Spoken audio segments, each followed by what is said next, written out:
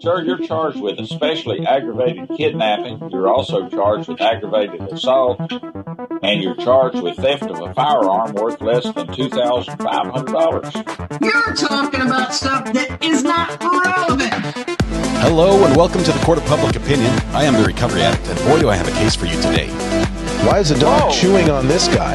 I think they have got the wrong guy They there. got the wrong guy, and the dog was biting him. He roughened him up quite a bit. There's a lawsuit.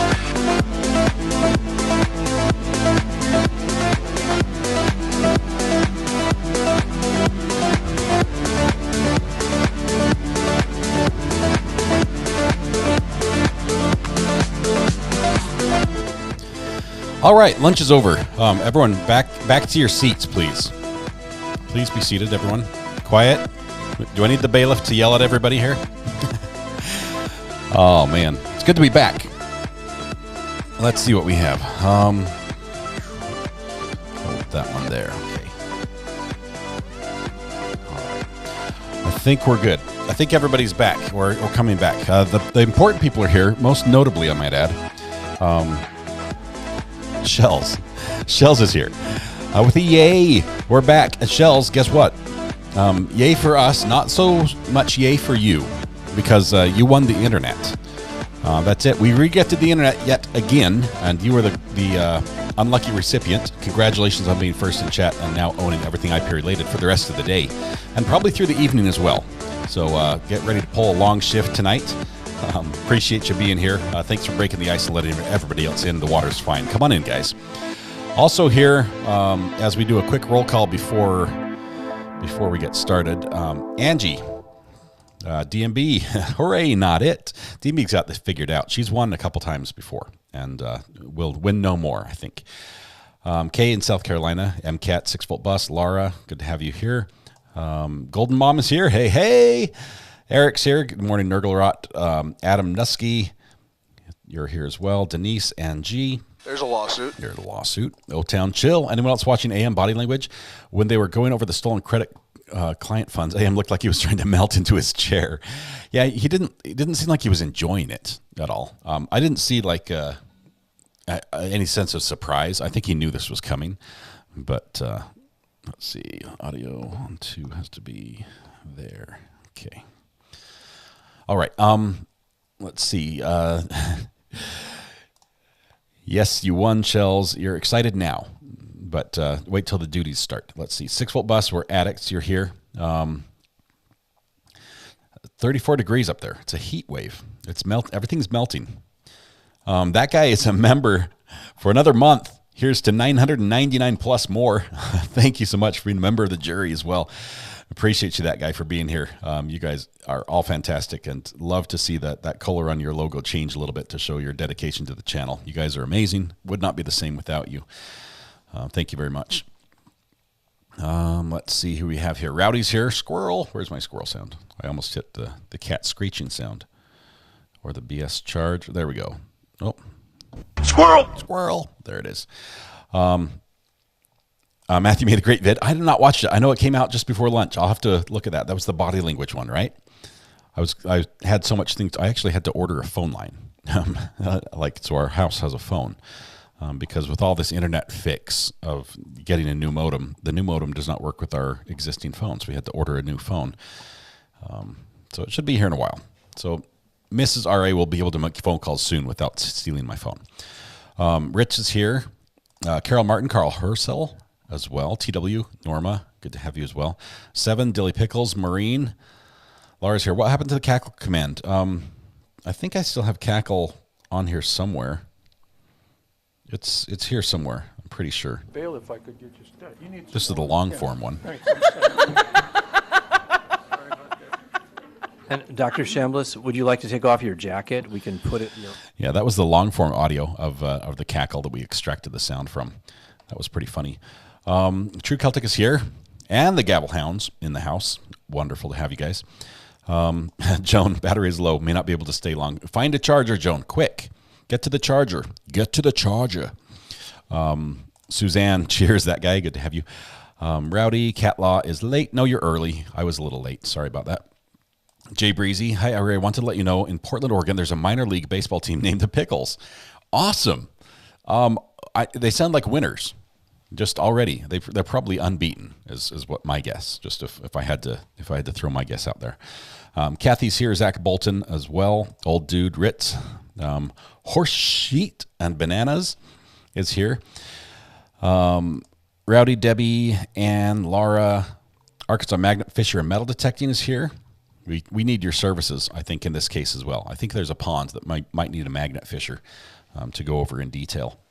You never know. You might find yourself the proud owner of a new 300 Blackout rifle with a scope, or without a scope. It might be a red dot. Let's see. The Netherlands are checking in. Jaeger. I'm just going to go with Jaeger. Good to have you, Jay Breezy. And brought a ton of snacks. The snack table is filled to the brim. If you haven't been to the snack table, please go get you some, because I'm not going to take them home with me. How about fried pickles? All right, I'll try them, Carl. I'll try them for sure. AJ's here in the house, sharing McDonald's as well. Suzanne, are you sharing? Yes, she's sharing. Did I hear free? Yeah, if you're a magnet fisher. Jennifer Clark back again. John as well, evening from the UK. Good to have you, John. Hope things are going well over there. What part of the UK? I'm curious. I only got to see parts of it, but it'd be interesting to see where you're from. Linda is here. Kay is here from South Carolina. I think, Kay, you might be our only South Carolina member right now, which is funny because we're following a South Carolina court. But you're okay with just being Jaeger. The first name just gets me. I just don't know how to pronounce it. Screen names are hilarious here. You guys have the best sense of humor. Sometimes I end up reading one off and not realizing what I'm saying because you guys are a little tricky. And we almost get into a little Jensen sort of situation, a pickle. But some of you are a little snarky in your screen names occasionally. Jay Breezy, Jennifer Clark has a snack table behind the front row. It's right there in front of the front row. Yeah, you actually have to walk up from the back to get to it. So you can sit on the front row and just snack to your heart's content without moving. Will Matthew Harris be back today? I hope so. I don't know what his afternoon schedule was. He's a busy man recently. Apparently, he's a good lawyer and people like his services, which makes him less available to us, which is sort of a downside. But he's still providing us content here on YouTube that we can enjoy, and he checks in when he can. And that's why we have some other legal minds here as well. Let's see. Do you know what time they will stop? Today, they're probably going to stop. We're probably got 4.5 hours or so before they stop. That's just my guess as far as where we're headed today. TW's not sharing any of my food, maybe snacks, but not later. Oh, KX in South Carolina. Wonderful. There's two.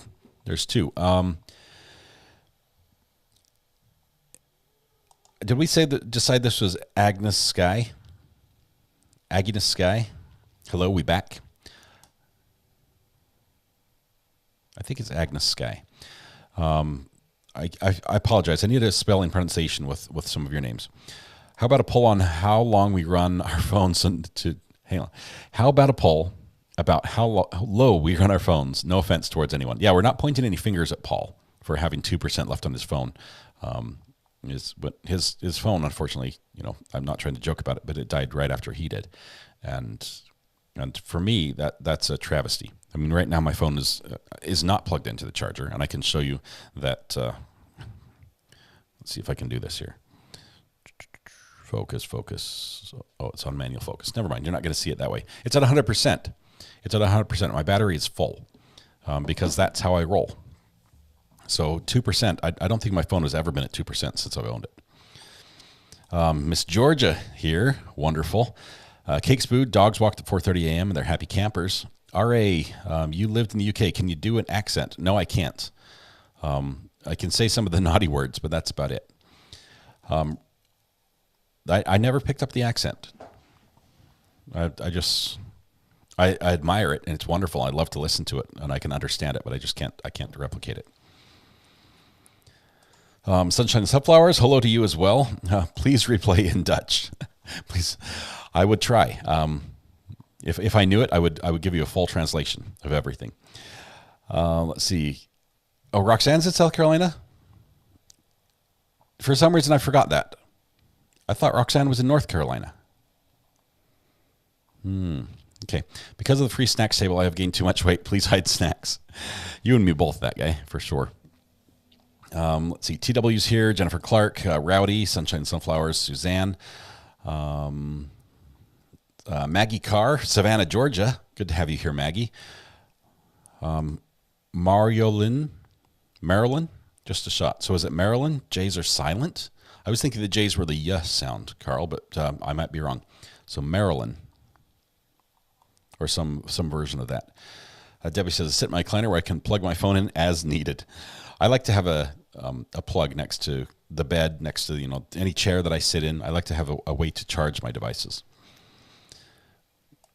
Yeah, it stayed at 2% for a couple hours because he didn't use it, as opposed to 5 to 10 minutes if he did use it. Yeah, and if he was running Snapchat, it would last like 30 seconds. Pretty sure, because it just sucks the battery dry, especially if you had like location information turned on. TW's at 3% right now. That guy 39%. I've let it go to 1% before, but that's low. That's really low. I would get nervous. I would probably get the shakes if my battery was that low. Something would be wrong. But then you have to realize I'm a camera guy at heart, and so I've throughout my career as a cameraman, I've always been in the position where I have to know exactly how much power I have for my camera, and I need to be able to swap batteries as needed and have a second one ready and another one charging, and I've really scheduled a lot of what I do as a cameraman to make sure that I always have a charged battery for my camera. Because I never want to be like, oh, I've got the camera, but sorry, my battery's dead. That looks bad on me. So I guess that just carries over into the phone. We got to finish on the roll. I think the judge is walking back into the court right now. Let me just check here. Let's take 3 today. Let's do that. Audio's on. Put 3 on. Okay. Okay, so we're waiting for the judge to come in. Lady Writer, AJ, Micah Ruddle, Jennifer Clark, Marilyn. It's a but Jaeger is okay. Okay, it's a Jaeger or Jugger. I need somebody to call me on the burner phone and sound it out for me as you would to a child, so that I can understand. Micah got you here. WV Laura Shells. Shells owns the internet, so she's got to be here. Let's see. Debbie, 18%, but I'm plugged in. Good.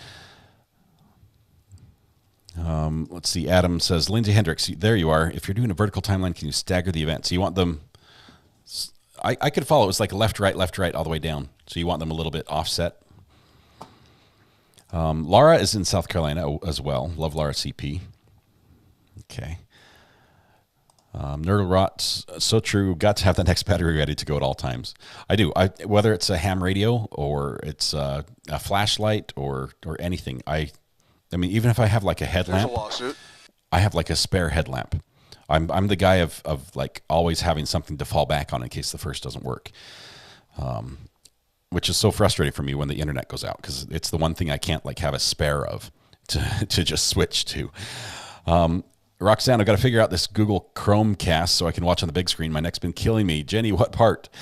Cat Law, got to get to work. See you later, Cat Law. Thanks for poking your head in. You've got legal work to do. Understand. Nick Nico, of course, as a pure camera guy, you always have a backup. Yep. Now that I remember, how do I get a mug? The mugs are available if you type exclamation point mug. It'll show up the link to where you can get those. There are 5 different colors. I think it defaults to red. And I know somebody ordered one just today. I just heard the order come through. But I am drinking out of the red one today. Right here. And this mug says True Crime Addict on one side, and it says Objection Overruled in Grounds from the Darrell Brooks case on the other. And they're fantastic.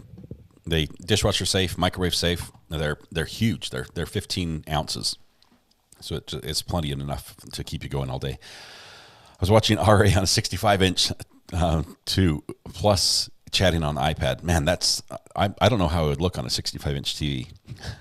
I probably would not be very confident about how I look anyway. AJ's here. Victoria, take your seat for sure. G. Okay. I will show the G. So is it Geiger or Jaeger? I don't know. I'm so lost. I apologize. My Dutch is just not up to snuff.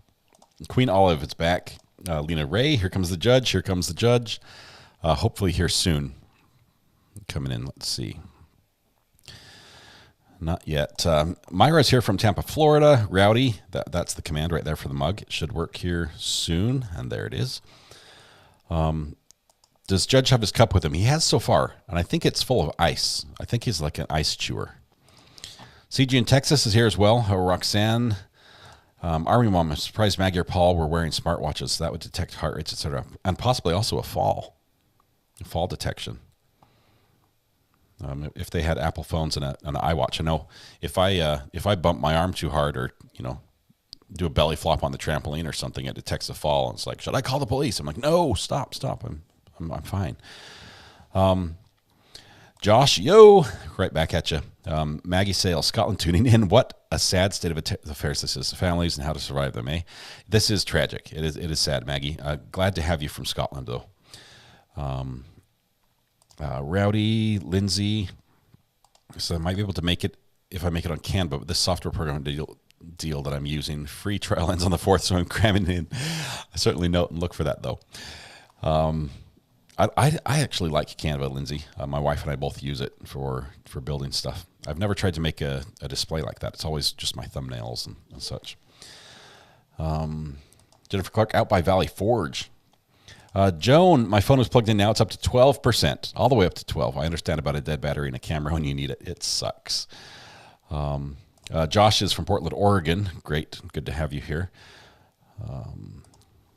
That guy, you've been typing like a madman. What's a mad? You've been typing like a mad. What's a mad? Where did I say mad? Did I say mad? I have been typing like crazy.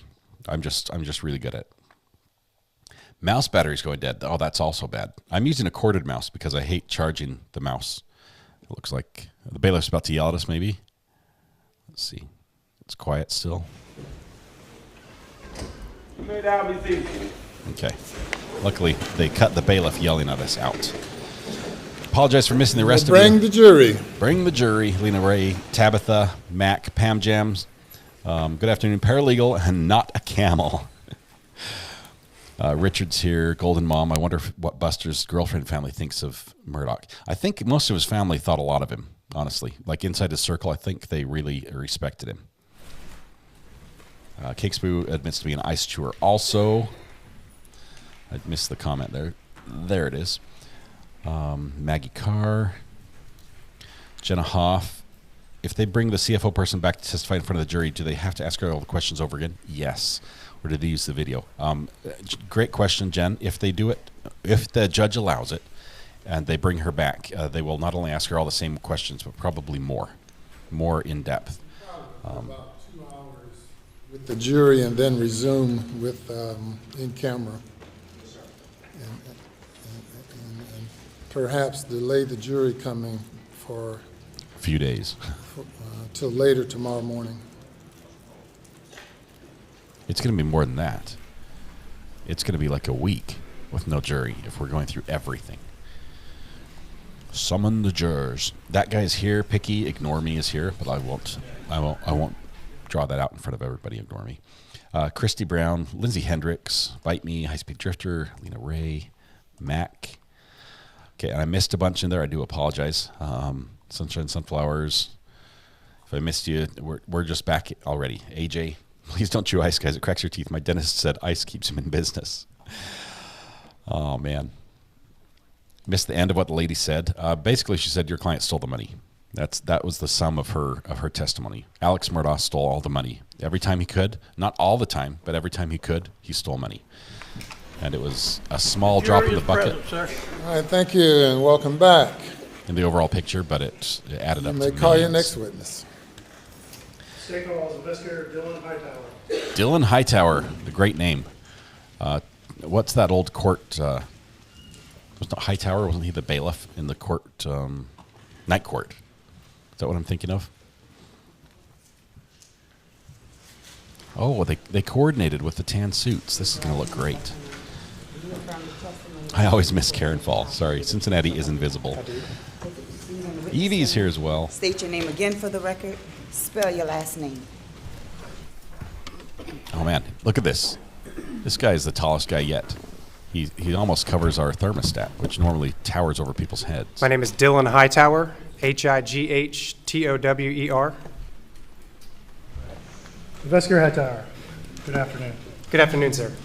Where are you employed, sir? I currently work for the 14th Circuit Solicitor's Office as an investigator. I also supervise the Criminal Intelligence Unit within our office. I think it's 8 to 4 on the jury. 8 females. The District 4 males. Attorney of the 14th Circuit, which is comprised of 5 counties, Allendale, Beaufort, Colleton, Hampton, and Jasper counties. Our office handles all general sessions-related criminal offenses in court. All right. And specifically your role as an investigator, what are your duties at the 14th Circuit Solicitor's Office? Yes, sir. My duties are to prepare cases for trial, locate and identify witnesses, interview witnesses, obtain any additional evidence that may be needed prior to trial. We also prepare witness testimony for all of our potential witnesses for all of our trials. I also, outside of preparing cases for trial, I assist with local, state, and federal law enforcement agencies with active and criminal investigations. Jury is back, yes. And can you just briefly describe your background in law enforcement that led to your employment at the 14th Circuit Solicitor's Office? Yes, so in 2010, I graduated from the University of South Carolina in Columbia with a Bachelor of Arts degree in sociology. Soon thereafter, a criminal intelligence position became available within the 14th Circuit Solicitor's Office, to which I then applied and accepted. Initially, when I first was hired, I attended a 4-week on-the-job training at the South Carolina Law Enforcement Division in the Fusion Center for Criminal Intelligence Analysis School. Afterward, I attended the PennLink Call Analysis Training Center there in Columbia as well. In 2013, I became a Class 1 certified law enforcement officer. In 2014, I attended the ETS Fundamentals of Call Detail Record Analysis in Pinehurst, North Carolina. In 2015, I attended and became a Sistine SecureView cellular forensics operator to obtain the evidence from a specific device or telephone, cellular telephone. In 2016, if I may refer to my notes? For Yes. timing. Later on in 2015, I attended a course, Gladiator Cellular Forensics course, where we learned about ESPA and GAR. ESPA stands for Enterprise Sensor Processing and Analytics. GAR stands for Gladiator Autonomous Receiver. Essentially, that class taught us to use specific devices and software to identify digital footprints of cellular towers within a specific area. In 2017, I attended a operator course for Black Bag Mobilize, which is a forensic tool to extract data off of a cellular telephone. In 2018, I attended the FBI CAST. CAST stands for Cellular Analysis Survey Team, on a class involving historical cell site analysis, which identifies tower activity, tower orientation, sector information of incoming and outgoing calls on a specific telephone number. And Investigator Hightower, I'm going to stop you there. So as part of your job as investigator at 14th Circuit, your role is to help with cell records and cell tower information, correct? Yes, sir, among other things. And you've also had training on downloading and doing extracts from phones as well, correct? I do, yes, sir. Okay. All right. Is it unusual for you to respond to murder scenes in the 14th Circuit? No, sir, not at all. And you've personally met the defendant in this case, Mr. Alex Murdaugh, is that correct? Yes, sir, I did. All right. And does Mr. Alex Murdaugh, or at least at one point, have an association with the 14th Circuit Solicitor's Office? Yes, sir, he did. What was that association? He was identified as a volunteer solicitor within our office. All right. And when you say assistant solicitor, what does an assistant solicitor do? They prosecute cases in General Sessions Court. And you've, in your role, you've participated in a number of trials before, correct? I have. I've been doing this for approximately coming up on 12 and a half years. Okay. Have you had an opportunity to participate in any trials with the defendant, Richard or Alexander Murdaugh? Yes, sir, there was one. All right. And approximately when was that? Probably 2015, 2016. It was a murder case out of Hampton County. And what role did Mr. Alexander Murdaugh fill in that case?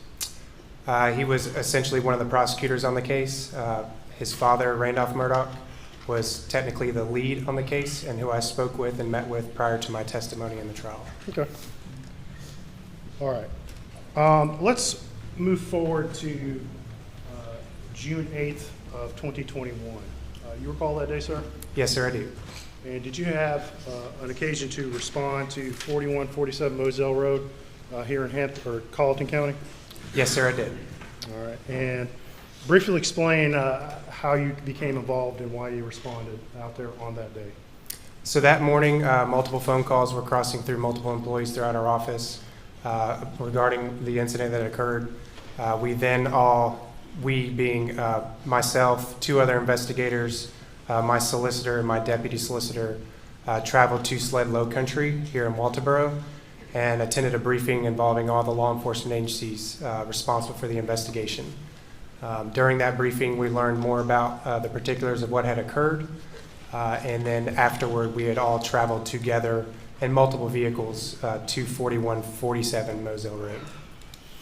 Okay. So yourself and several other 14th Circuit investigators responded, correct? Yes, sir. I drove with one other investigator riding with me. One additional investigator met us there. Captain Ryan Neal with the South Carolina Law Enforcement Division was in the vehicle with Solicitor Stone and Deputy Solicitor Thornton. And now you just testified that it's not unusual for you yourself to respond to murder scenes, correct? No, sir. And all of the murder cases that I've been involved with and any type of criminal proceeding, probably 95% of those scenes I've actually gone to. Okay. And was it unusual for the solicitor to respond to a scene that quickly after an incident in your experience? No, sir, not at all. Again, we, as a staff involved with the prosecution team, we had always traveled to a crime scene if we go to a courtroom. All right. And just so it's clear, I don't know if you said it yet, but who is the solicitor of the 14th Circuit? Solicitor is Duffy Stone. And he'd be your direct boss, right? I go through the Deputy Solicitor, Sean Thornton, but He'd be the ultimate boss. the ultimate boss is Solicitor Stone, yes, sir. I want that title, the and ultimate once boss. you got to the scene, what did you do? Once we arrived on scene, we met with Captain Ryan Neal, kind of all in a group. Captain Neal then walked around the scene and kind of noted different points of view, different pieces of the crime scene had already been relinquished at that point by the crime scene agents. There was no crime scene tape up. It was wide open. There are multiple members of the law firm there, other SLED agents as well. We had all kind of walked around the scene, around the barn, around the kennels, identified the points of interest of where each of the bodies were with Paul and Maggie, and then kind of circulated around the property and got a better visual of what all actually occurred. This is Dylan Hightower. He's an investigator. And while you're there, did you bring any equipment with you to help aid in the investigation? Yes, sir, I did. What did you bring? Our 14th Circuit Solicitor's Office drone. Okay. I'm going to show you some pictures. Okay, now So I like they him. are I know you like him marked because he looks good, but I like him because he has a drone. 242, That's just cool. 241, 240, 239, 237. Get these papers apart. 238. Do you recognize those pictures, sir? Yes, sir, I do. All right, and what are those pictures? This is drone imagery of the scene right around the kennels and the general vicinity around the kennels. And that was from a drone you operated? Yes, sir, it is. And about what time do you recall that you took those pictures and what day? It was on June 8th of 2021 between 1:30 and 2:30 p.m. Okay. that afternoon. Take those back from me. Look at them anymore.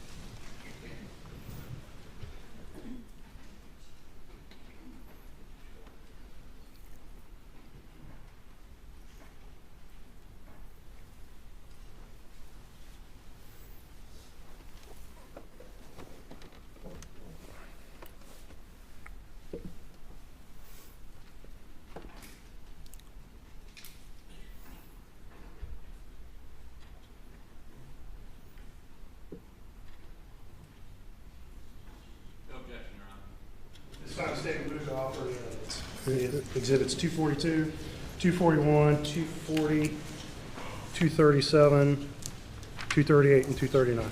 They're admitted without objection.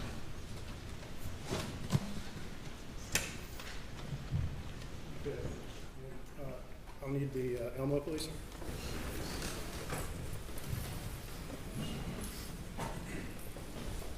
So we're going to back up just a little bit so we can try to sync things up. Oh, suits just showed up.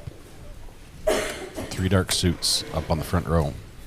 Okay, can you see this picture on your screen, Investigator Hightower? Yes, sir, I can. Yes, sir, I can. All right. Let me fix the audio here on 2. What is this image of?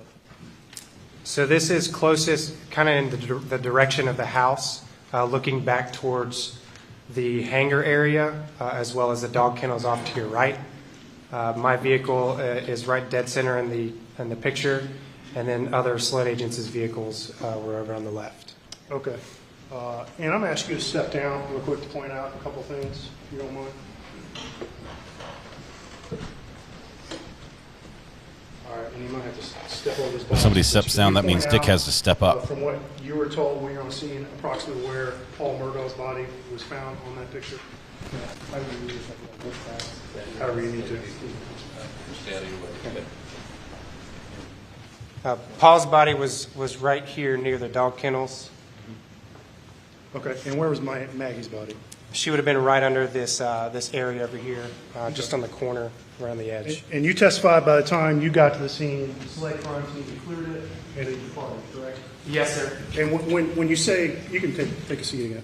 When you say that the crime scene had cleared, what does that mean to you? It was no longer an active crime scene. Once the crime scene tape is removed, it's no longer active. So other individuals could walk and view the crime scene at that point? Yes, sir, that is correct. Okay. All right, and that was Exhibit 240. And I'm going to show you Exhibit 241. Yes, I've operated several drones. I have one now. And that's the same general area, a little bit closer on where Maggie and Paul's body were, correct? Yes, sir, that is correct. When I first started operating drones, I was charging $400 an hour because I was the only person to have Now, it. I'm going to show Can't do that now. 242. Now everybody and their dogs has one.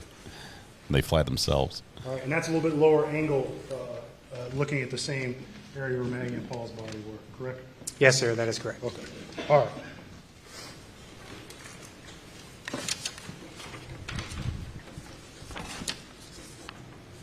And I'm going to show you Exhibit 239. Witness info is pinned on what is top. this? This is Dylan Hightower. He's an investigator, drone What pilot is as this angle? well. What is it looking at? And in fact, if you want to step down again and point to the jury, that glare is pretty bad.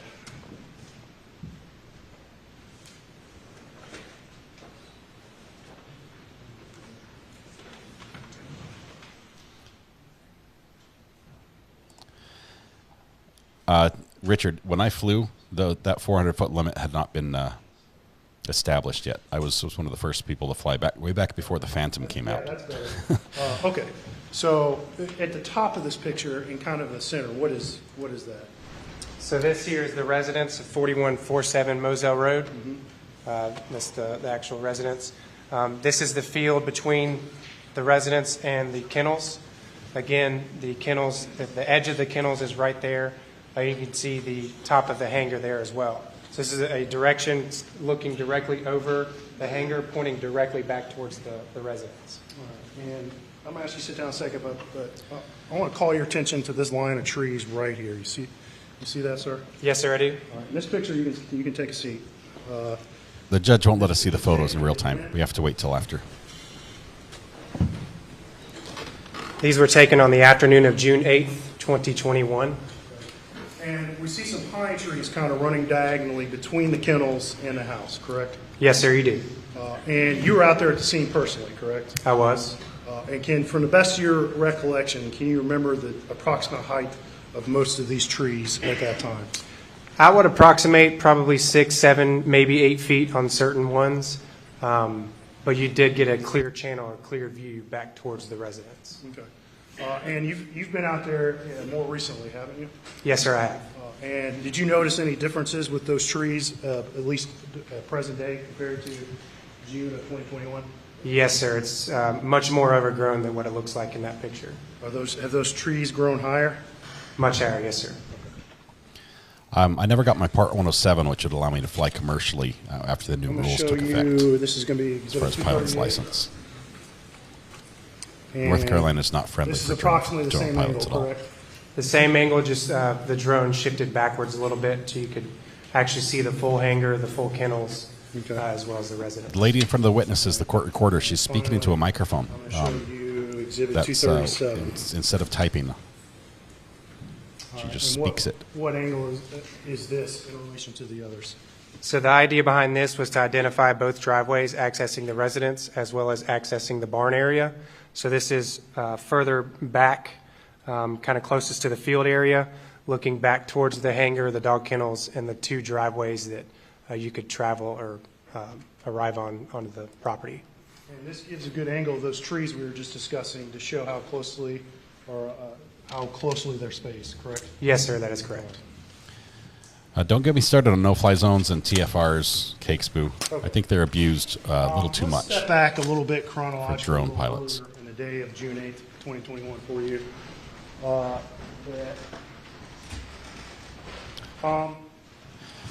While you were at the scene, did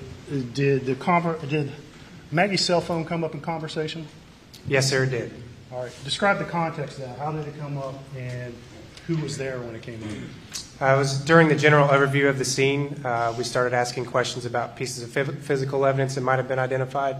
I learned at that time that Paul's phone was found on him, and Maggie's phone was not located anywhere near the scene during scene processing.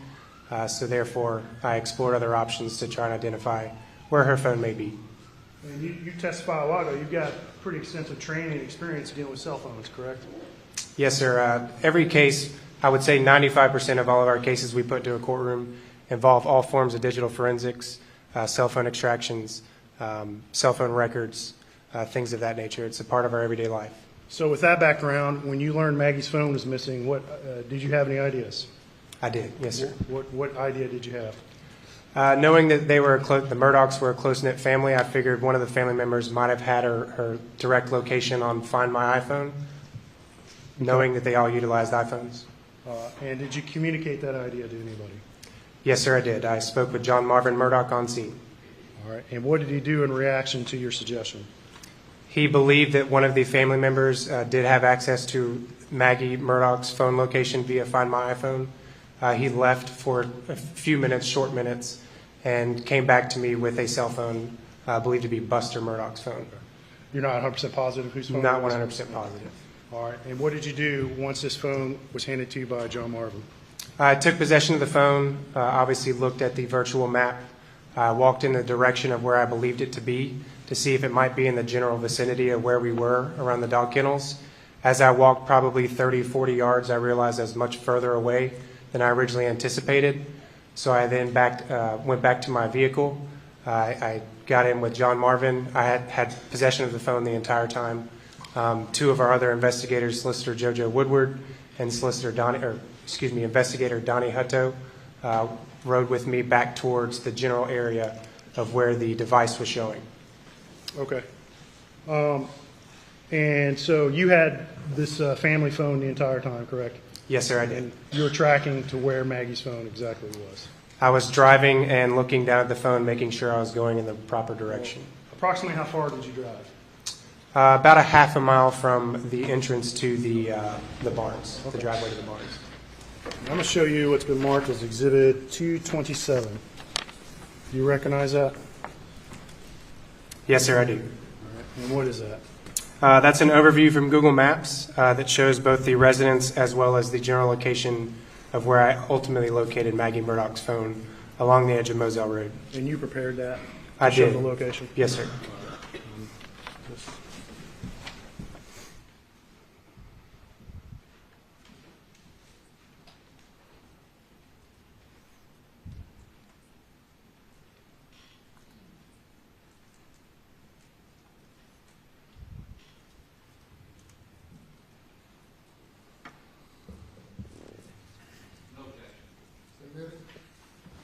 All right. And state moves 227 into evidence. Judge has not ruled yet on that. We'll hear more this afternoon after a couple hours of testimony in front of the jury. Then they'll get early evening. Okay, can you see that on your screen, Investigator Hightower? Yes, sir, I can. All right, we're going to ask you to step down one more time.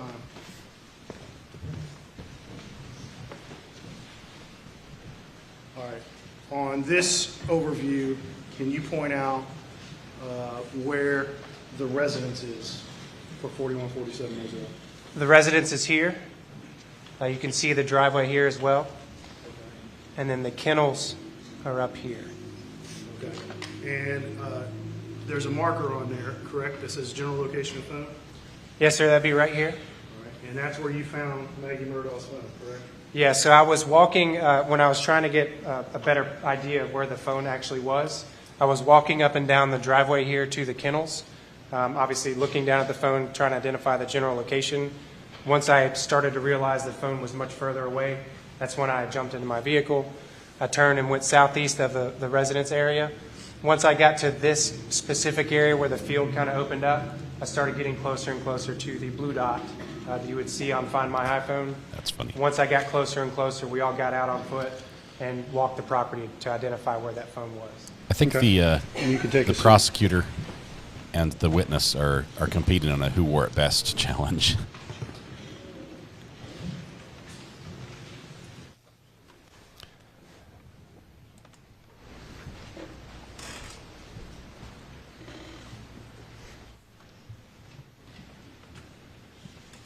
Still trying to sync up the videos here with my third source, so sorry if I'm a little distracted. The smoking gun, I think there's a lot of evidence of the financial crime. I think a smoking gun's there, yes, but tying that to the murder, no, not yet. Did that possible? I mean, it develops a possible motive, but that's as close as we got. Objection, Your Honor. And I'm going to hand you 236, 235. 234, 233, 232, 231, 230, 229, and 228. Do you recognize any of those?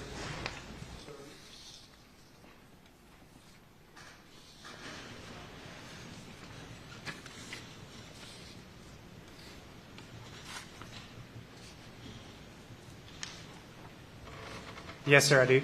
All right, and what are those? These are photographs that I took of Maggie Murdaugh's phone as it was laying in the brushed area or leaved area closer to Moselle Road, about 15, 20 feet away from Moselle Road. And did you ever personally pick up Maggie's phone? I never touched the phone. Once I identified the location of where the phone was, I contacted Captain Ryan Neal with South Carolina Law Enforcement Division. He sent a team with Special Agent Katie McAllister and Special Agent Jeff Croft to take possession of the device. So when you took these pictures, Maggie's phone had not been touched, correct? It has not been touched. No, All sir. right. At this time, the state's going to move exhibits 236, 235, 233, 231, 228, 227, 230, 232, and 234 into evidence. You guys are funny. All right, let's focus on this. This is getting good stuff. You're admitted without objection. I'm curious to see the picture of where how the phone ended up. I wonder if it has evidence that it was thrown or if it was just, you know. Okay, I'm going to show you first exhibit 230. All right, and in the center of this, I see two orange flags. Do you see those? Yes, sir, I do. What are those orange flags? So once I located the device, I found some standard landscape flags laying around. I then obtained those, walked over towards where the phone actually was, put one towards the phone and one kind of where you could see from the roadway as the SLED agents were responding to collect it. Okay, so where was Maggie's phone in relation to these two orange flags again? So it'd be the furthest one away. This is just a point of view from the street looking back towards where the phone was. Okay. And we see, looks like pavement in the foreground, is that correct? Yes, sir. That is Moselle Road. And so that represents the edge of the road, correct? That is correct, yes, sir. All right. And just so it's clear, is this the north side of the road or south side of the road? This would be Well, let's go back to the map.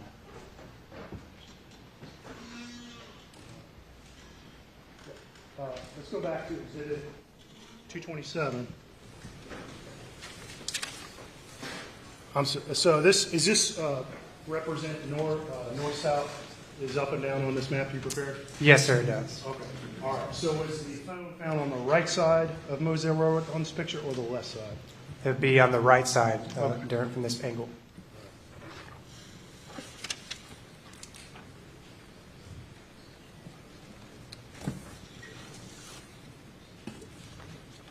Okay. I'm going to show you Exhibit 234. And do you recognize what's in that picture? Yes, sir, I do. All right. And right in the center of that picture, what is that?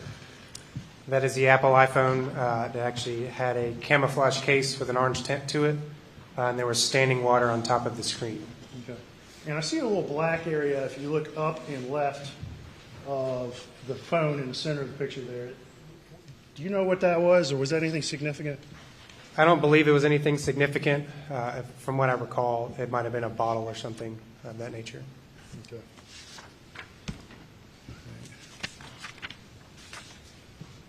I'm going to show now Exhibit 231. Okay.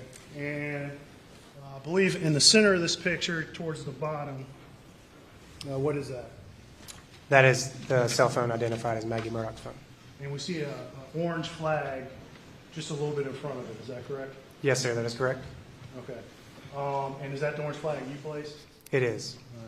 All right. And then in the distance, I see a line, a white line. It doesn't show very clear on the Elmo. But what is that? And I can bring the picture to you if you need. Well, I could explain what this picture is of, looking back towards, because based off the glare, I can't even see the roadway. Right. I'll show you. I think it's funny that he's testifying to using a feature all of us use almost every day to find one of our devices. He's this testifying to far it as a line here, professional. what is that? This back here? In front of that. Okay. that This white. is 40. This is Moselle Road Okay. here. This is just on the opposite side of the cell phone, looking back towards the field area, the trees for line of reference to identify where it was actually located. Okay. All right. Brooks And, going pro se again. Can you? Is that Did Judge Can Doro? you approximate the distance Or is that from in the road Milwaukee? that you found this phone? I did not step it off or measure it, but I would say between 15 and 20 feet. Okay.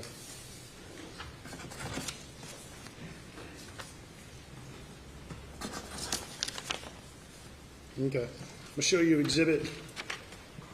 Excuse me. Some water.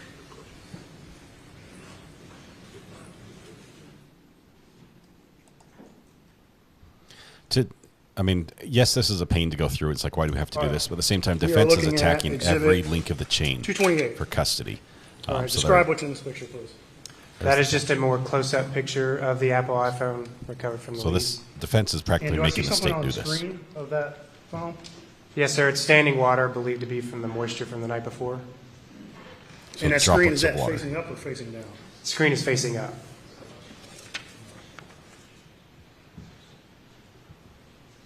All right, I'll show you exhibit 235. All right. And what's in this picture?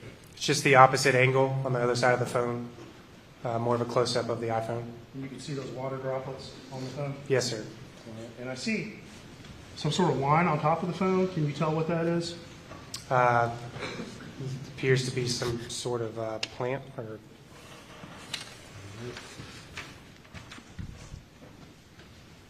Okay. And finally, 236.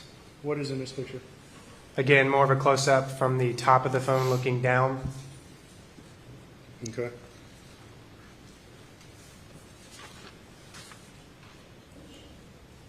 All right, and this is Exhibit 233. All right, what is in it? Describe this picture. So the reason behind this is to obviously identify the location of where the device was.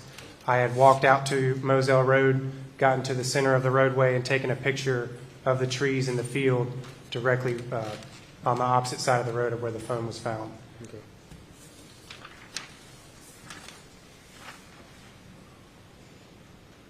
All right, and this is Exhibit 2 32. Describe this picture, please. This is me standing in the same location as the previous picture.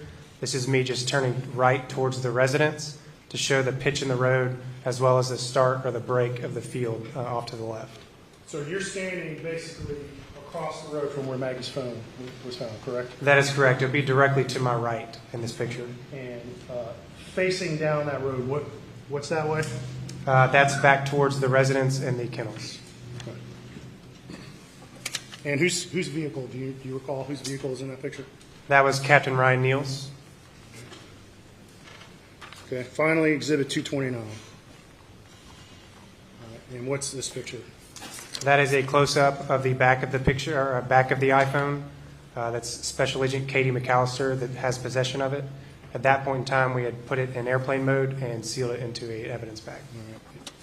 Now, you did not physically pick the phone up, correct? I never once touched the phone, no, sir. You observed it being picked up, correct? The closest I I, did, can yes. give you, Lindsay, is oh, sorry.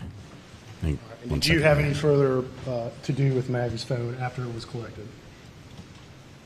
I was provided the extraction once that was completed. The monitor, Nothing that's the further closest with I the can see. I actual can't zoom that device. in any further. And that was from Lieutenant Dove. That is correct, yes, sir. Okay. Let's go forward to the day of June 10th, which was 2 days after you found Maggie's phone. Is that correct? Yes, sir, that is correct. All right. And did you have reason to respond back out to Moselle on that day? It was not Moselle, but I believe it was John Marvin's hunting property. Okay. All right. You responded to John Marvin's hunting property. And why did you go there on that day, June 10th? I was requested to extract cellular phones from Alex Murdaugh, Randy Murdaugh, John Marvin Murdaugh, and Buster Murdaugh while they're all being questioned by SLED agents. All right. To your knowledge, did all those individuals provide consent for that Yes, sir, they search? did, as well as their passcodes. Those curved monitors are between about $150 all the way Right. up So to how many about phones did you $2,000, download depending on again? how much of a curve. During and how that big it time is. frame, I had extracted 3 total phones. There towards the end, once the interviews were being concluded, a phone call was made to multiple family members explaining Randolph's condition, and they all had to leave and go back into Alameda. Okay.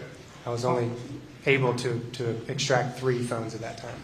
And whose phones were that? It would have been 3? Alex, Randy's, and Buster Murdaugh. This is the guy who extracted the data from the phones. just And generally he also speaking, why did you found download- Maggie's phone using Find My Why Phone. were you needed to download his phones on that day? What was the purpose? I was tasked by multiple SLED agents to assist them while they were conducting all their interviews to extract the contents of their phone to see if there might be any evidence of the murders in any of their phones. And was it unusual for SLED in this area to request your assistance with some cell phone evidence? No, sir, not at all. Okay. All right. So you downloaded those 3 phones. This jury has heard testimony about different types of extractions. What type of extractions did you do on June 10th with, let's focus on Alex's phone. What type of extraction did you do? The initial extraction was an advanced logical that I had done there on scene at the hunting property. How long do you recall approximately that logical extraction took? Advanced logical was basically just a surface area of the phone, identifying the call logs, incoming and outgoing phone calls, text messages, any emails. General location information, you won't always get a whole lot of location information, but ideally to get a pretty good idea as to what's happening on that phone during that time frame. And just time-wise, I know every phone's different, but do you recall approximately how long it took to download Alex's phone? I would say between 30 minutes and an hour. None of the phones took any longer than an hour to conduct an advanced logical. Full file system takes much longer. So between the 3 phones you successfully downloaded today, it took you between, in total, an hour and a half to 3 hours approximately, you would say? Yes, sir. Okay. This jury's heard about full file system and physical extractions before.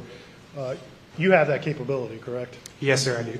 All right. But you did not perform that on those 3 phones on June 10th, correct? That is correct. And just, again, generally speaking, knowing every phone's different, how much longer does a physical extraction take than a logical extraction? It depends on the size of the phone. Obviously, phones these days are getting much larger. depending on the size of those phones, depending on how long a full file system extraction would actually take. It could be hours, it could be days. It just kind of depends. Okay. And did you feel like you had hours and hours and days to download those phones? No, sir, I did not. Because what did you do after you were done extracting them? I supplied each of their phones back to them, obviously because of the issues dealing with Mr. Randolph at that time. And you felt some pressure because of the health issues of Mr. Randolph to return their phones to them so they could take care of family business? Yes, sir, that is correct. Okay. All right. Was And that so preferential you treatment? You said a minute ago, so all you removed from these phones was that surface layer of information, correct? Is that what you? Yes, sir. All right. And that surface information includes text and call logs, pictures and videos and that sort of thing, correct? Yes, sir, it does. And you said sometimes you get some location data, but not always, correct? That is correct, yes, sir. All right. Now, in relation to Alex's phone, was there a concern about his status as an attorney on that? Yes, sir, there was. All right. And that phone could potentially contain privileged information, correct? Yes, sir, that is correct. All right. So you did the raw download, logical download, and did you initially look at anything on Alex's phone on June 10th? I did not. I was once the extraction was completed, I obtained the UFDX file, which is the raw file for a Celebrite file. I then transferred that electronically over to Sergeant Paul McManigal with the Charleston County Sheriff's Office, who also serves in the United States Secret Service Task Force, the Cyber Crime Task Force. I also did that with Randy Murdaugh's phone as well. So I sent him 2 of the UFDX raw files from Celebrite for him to dump into what's called Physical Analyzer to extract the data. At that time, a Tain attorney was assigned from the Ninth Circuit Solicitor's Office. She had met with Sergeant McManigal and gone over all of the attorney-client privilege information, and I was provided a working copy of Alex Murdaugh's phone from Paul McManigal a few days after that. Okay. But just so it's clear, you said she was from the Ninth Circuit? That is correct, yes, sir. And that's a totally separate office from your circuit, correct? Yes, sir, it is. All right. Once you received this redacted logical phone extraction from Sergeant McManigal, what did you do next? I opened it in what's called Celebrite Reader, which is an executable file that allows you to go in and view the contents of the phone. It's essentially a dashboard that allows you to maneuver around the device itself in a more readable format and identify incoming, outgoing calls, read text messages, any type of emails, photographs, videos, or anything that might be in that person's camera roll. And in the course of your assistance to this investigation, did you acquire any other records to assist you in looking through these phones? Yes, sir, I did. What did you acquire?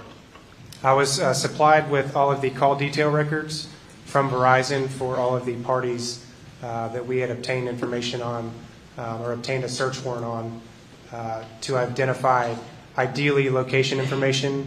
What I like to do in my cases, if we have a phone extraction as well as phone records, I like to compare the two and identify any discrepancies or any issues that might occur. But the call detail records allow you to obtain location information if you don't get it from the Celebrite extraction. Okay. And so you obtained via search warrant or assisted obtaining via search warrant cell records for Mr. Alex Murdaugh and some other individuals, correct? Yes, sir, I did. And those records have been entered into evidence as 268, correct? I believe so, yes, sir. All right.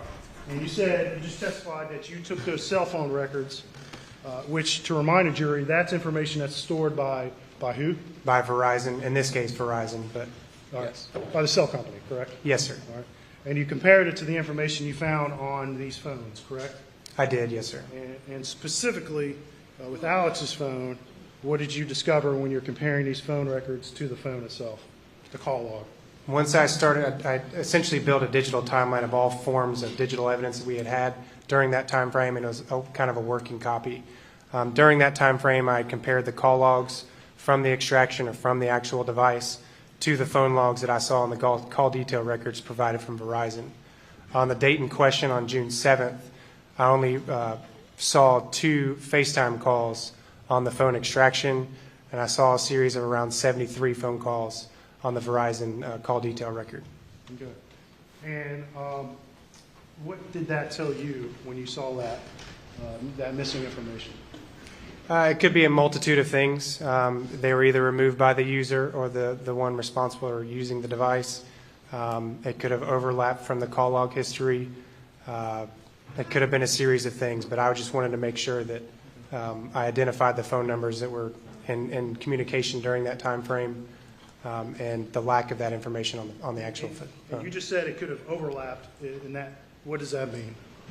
Over time, your call log obviously gets historically just kind of removes itself from the call log history on your actual device. It's nearly impossible, or actually I know of no way, to delete any phone calls that you might have made that had processed through the network, or in this case, Verizon. So there's no way for a user to delete records from Verizon, correct? That is correct, yes, sir. But, you know, in your investigation of his phone, of Alex's phone, I mean, is that what happened? Did his call log just simply overlap? Were you able to determine that? I was not able to determine it because it was an advanced logical, so I wasn't able to recover any deleted items during that time frame. So you didn't recover any deleted artifacts of the phone call? That is correct. No, sir, I did not. When I say deleted artifacts, what does that mean? Anything that was manually deleted from the device itself. All right. And there's sometimes a trace left in memory when something is deleted, correct? Yes, sir, that is But correct. a logical extraction is not going to find that, correct? No, sir. Okay. All right. But did you, in your review of the call logs, did you discover whether sometime prior to the June 7th, that there were still calls in those logs? Yes, sir, there was. All right. And so is this a case where simply the calls just simply overlapped and the oldest went out as the new calls were made? It's possible. Well, if there's a gap, you just testified there were phone calls. Yes, Your Honor.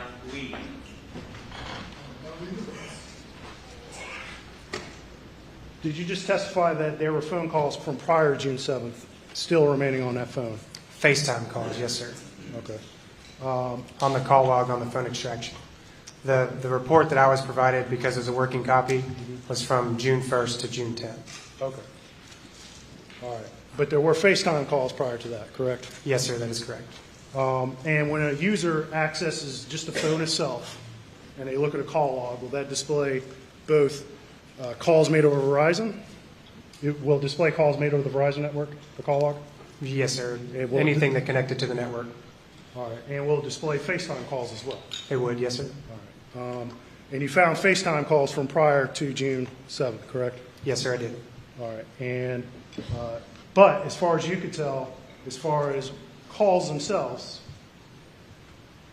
when did you start seeing call records start? Right around the morning, late morning, early afternoon of June 8th, 2021. Okay. All right.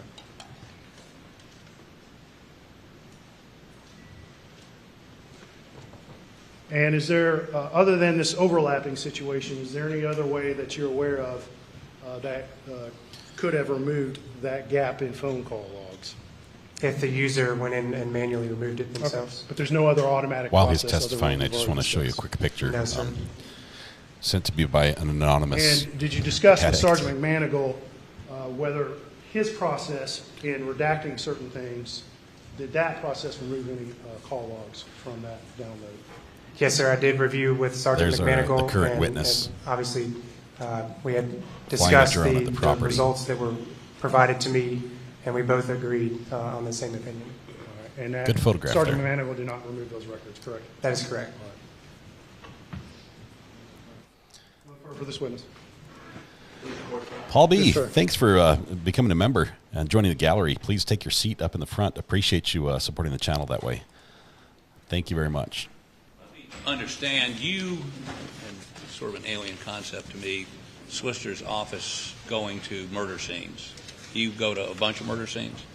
Yes, sir. Among my other duties, I am involved with the ATF. I'm a task force officer with the ATF, the Bureau of Alcohol, Tobacco, and Firearms out of Charleston. Jury's So in right there's some now. proactive roles there, as well as reactive roles in investigating crimes that will ultimately be my case anyways and come into a courtroom. If they arrest somebody. If they arrest somebody, in some cases when no arrests are made, yes, sir. When they're what? In some cases when no arrests are made, I would still arrive or respond to the crime scene. And you took Solicitor Duffy Stone with you, the chief prosecutor for the circuit, right? We rode in separate vehicles, but yes, he was along with me, yes. And I think I saw somewhere in the evidence he actually took photographs that morning, did he not? Yes, sir, he did. Is that usual? That the solicitor go around doing evidentiary photos? Not at all. With the way his mind works, he goes in and he thinks of every idea possible of what could possibly be an issue later on down the road if he prosecutes a case, and he wants to make sure that's all documented in his own phone. And so if he takes a picture and wants to use it in the prosecution, does he introduce it, authenticate it, and take the stand, authenticate it, and then come back down? Or he ask himself questions? No, sir, he does not. Okay. Let me move on to something a little more productive. That was just a jab. You went to a briefing that morning, you said, when you got there. Yes, sir, I did. At Sled And Low Country. Who was the briefing by? There were probably 30, 40 plus investigators, officers, but multiple, essentially SLED, Colleton County Sheriff's Office, a few Walterboro Police Department, I believe, and a few from my office. I guess when I think of a briefing, I think of someone standing in front of the room and saying, here's what we got. Was there one person speaking? There were multiple people speaking, but that was the whole idea, was to get a better grasp as to what had occurred the night before. But I guess, so who spoke? Multiple agents, multiple responding officers from the Sheriff's Office. I don't recall exactly who spoke. How long did the briefing take? Approximately 45 minutes, if I had to guess. And you have no specific memory of any specific person saying any specific thing? There were multiple people speaking, going over the... So the answer is no. I do not recall exact people's names and exactly what they said. No, sir. Do you recall any one person that spoke? I know Captain Ryan Neal spoke. Okay. Special Agent David Owen spoke. I believe Captain Jason Chapman with the Colleton County Sheriff's Office spoke. There was a multitude of people talking about different things that they had seen the night before or the morning of. Had they indicated to you, any one of those people, that they had a suspect, that they were focused on any particular person? No, sir. Did they have an explanation for anything? I mean, at that point, was there some theory about what happened? At that point in time, we were trying to identify all the physical pieces of evidence as well as obtain and preserve all digital pieces of evidence to make sure we had a strong enough case moving forward. Were you aware that the Colleton County Sheriff's Department had issued a statement to the public saying there's nothing to be afraid of? People, this is not something that you should view as a threat. No, sir. I'm not aware of that media release. You did not hear anything like that morning. Well, let me ask you this. If you had an active shooter at large, would police take any proactive steps? Would they put up roadblocks, or would they put out a statement, look, we've got two people brutally murdered, and we don't know who did it, so keep your doors locked. Be careful about if you see somebody in the woods or walking along the road. I mean, you see these, unfortunately, much too often these days, but did you... Your Honor, object. Ms. Harpilly seems to be testifying. Are we getting to a question? Yeah, the question is, did you all do any? You see any? Not you. Did you see any evidence of that, or hear any evidence of that morning? Not that I recall, no, sir. Okay. Not that I recall means... I don't remember. I wasn't focused on what was on the media. Okay. But did you see any roadblocks? No, sir, I did not. Did you see anybody searching fields or the woods around the place? I'm not a stalker, but I did happen to find find Dylan Hightower's Facebook investigator page. during the briefing, and multiple people went out and did their own thing of whatever they were tasked with. Do you remember what those tasks were?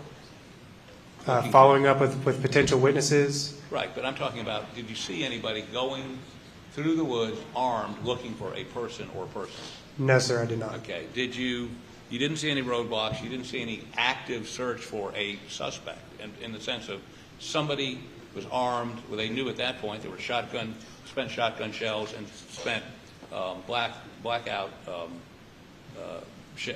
casings, right? You'd heard that? Yes, sir. So somebody, either two people or one person with two guns, was at large at that point as far as y'all were concerned.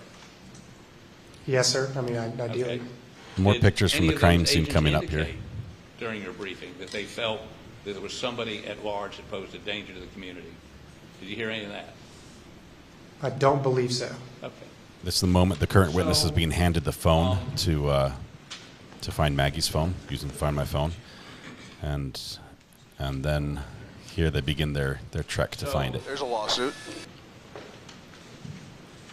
No, I'm not going to share his Facebook page. When you got there the next morning, there were no bodies, there was no physical evidence that it was after all that had been removed. All the bodies have been removed. All of the trash from the crime scene agents were stacked up. You could see some blood stains in the ground, and as well as some body matter over towards the dog kennels. And I'm not going to belabor this and put these pictures up, but you had a drone up, right? Yes, sir, I did. And did you ever go up to the residence? I did not go all the way to the residence. No, sir. Okay, and I don't see any pictures taken from the kennels that you took or under your direction up towards the residence. Are there any? From the kennels looking back towards the residence? I mean, but looking from the murder scene back up towards the residence. Yes, sir, I did take those photographs. That was during the day, not the night, correct? Yes, sir, that is correct. Okay, so you don't know what somebody from the house could see at night looking down towards the kennel? No, sir. Okay, I just want to make sure it was clear that you weren't testifying somebody up at the house at night would have an unobstructed view of where the bodies were found or the front of the kennels. You're not testifying to that, are you? No, sir, I'm not. Okay. So let's talk a little bit about the phone. I thought I had the exhibit number of the phone down. You don't know it off the top of your head, do you? Anybody? What? Oh, up there. Okay. It's I think it's 204, which I would find in that box.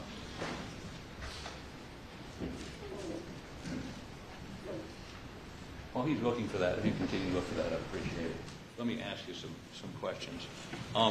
You indicated the distance from the shoulder to the road, shoulder of the road to the phone was about 15 to 20 feet? Yes, sir. Okay. And you took a number. Did you take those pictures of the phone? Yes, sir, I did. Was there any other person there taking pictures other than you? I was the only one with a camera, so I took the photographs. Okay. And were you there the entire time until the phone was removed? Yes, sir, I was. I stayed right next to the phone until Special Agent Jeff Croft and Special Agent Katie McAllister arrived on scene. They took possession of the cellular phone and placed it into an evidence bag. Okay. And during that period of time, did any sort of forensic team come up and measure how far the phone was from the shoulder of the road? No, sir, they did not. Did anyone attempt to come up with a specific location for that phone in terms of measurements, a forensic assessment of where that phone was? No, sir. And the I can turn it up a bit, but Dick talks really quietly and he's away from the microphone, so the witness will be loud here.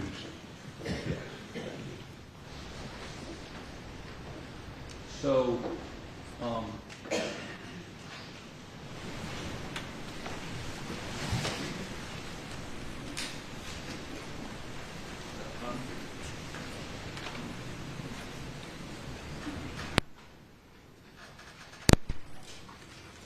the record, it states exhibit number 204.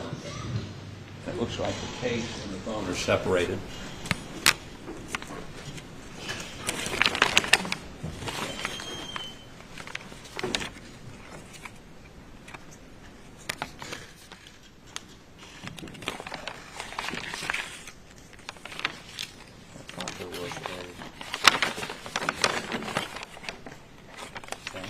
So this is the actual phone, is that correct? Based off of this case, I remember seeing a camo and an orange labeled case. If somebody's written on this, that's not you?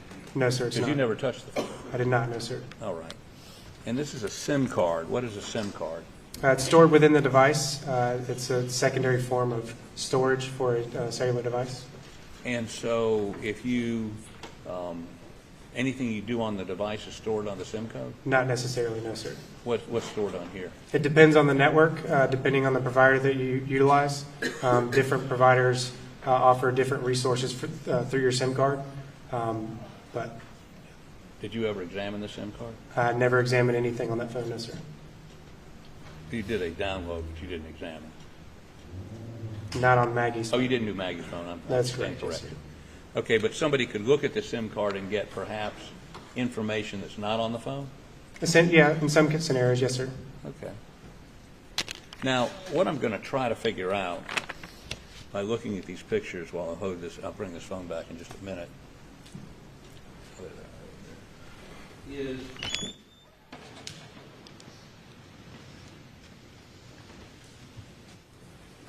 I want to just go on. Okay, how do I get that so we can see it? I have it also. That's a picture of the phone on the ground as he found it before it had been touched. So that is exhibit number, sorry, 228. 228. Push that again. And that's what you saw when you came upon the phone, correct? Yes, sir, that is. And I think we see, and I think he pointed it out a little while ago, there's pieces of straw and other things around it, right? Yes, sir. So you would agree with me if someone had carefully walked over and placed this phone, there wouldn't be anything above it. Everything that straw would be under it, correct? It's possible, yes, sir. Okay. And in addition to that, did anybody forensically check the area around it to see if there were footprints? No, sir. I mean, it was heavily treed, heavily wooded, a lot of leaves. There, you could not see any foot impressions around that phone. Okay. A lot of leaves. Yes, sir. And so is this sitting, I mean, when it's sitting there with the straw over it, is it sitting flat on the ground? Is it tilted? Is it, what do you remember? Or if you don't? There was a slight tilt, probably centimeters, nothing major. Nothing out of the ordinary around the phone, no holes, no pushed up leaves or anything like that. I think it's an iPhone 11. Strike that. Okay, let's look at. I can't tell from the cameras. See if we can get a close-up.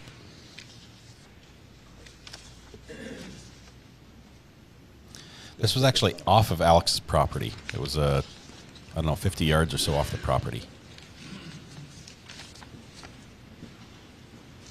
Okay, so again, that's another picture taken by you of the same phone in the same location, correct? Yes, sir, it is. And it's heavily wooded in that area, correct? Right on the edge, yes, sir. And it's almost a thicket where you found this, right? There are bushes around it? No bushes. There were a lot of trees. A lot of trees and underbrush. And underbrush, yes, sir. Okay. So nobody actually took measurements of where this was found. No one actually measured from the road, nor did they measure. I mean, there's no way to figure out exactly. If you had to go back today and find the spot, could you find it? The exact spot? Within a couple of feet, yes, sir, I probably could, based off the angles of photographs that were originally taken. Okay. But you couldn't give us the exact spot, right? I couldn't give you an exact step from the actual device to where Moselle Road was. Okay, this is exhibit number. It actually measured how far into the woods this went, right? And that's a vehicle on the same side of the road as where the phone was found. Is that correct? Yes, sir, that is correct. And so that car window that we see in this photo, the driver's side,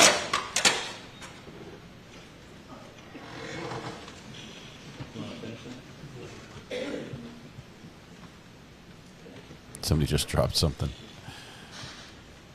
the driver's side window would be 15 to 20 feet from where that phone was, correct? I would add a few more feet just because of the roadway. Yes, sir.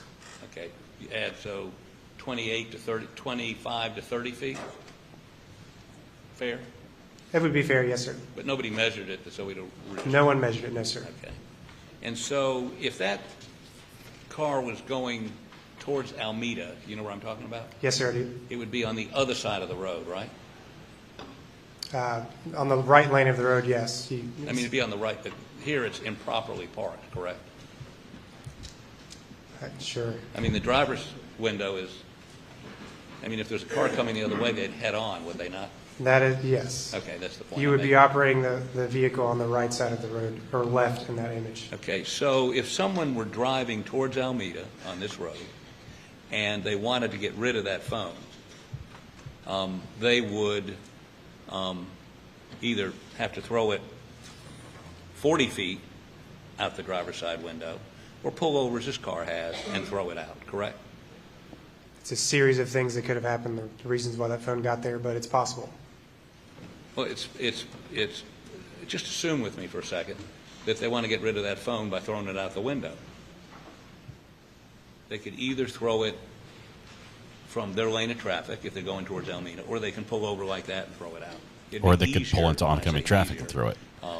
It'd be a much tougher toss that far in from if they never left their lane of traffic, correct?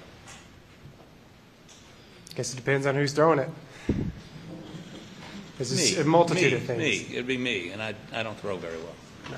Well, I do, so I could 100% make that throw. You from my could throw it from, could okay, so you wouldn't even have to change lanes, you just throw it out the window. Yes, sir, 100%.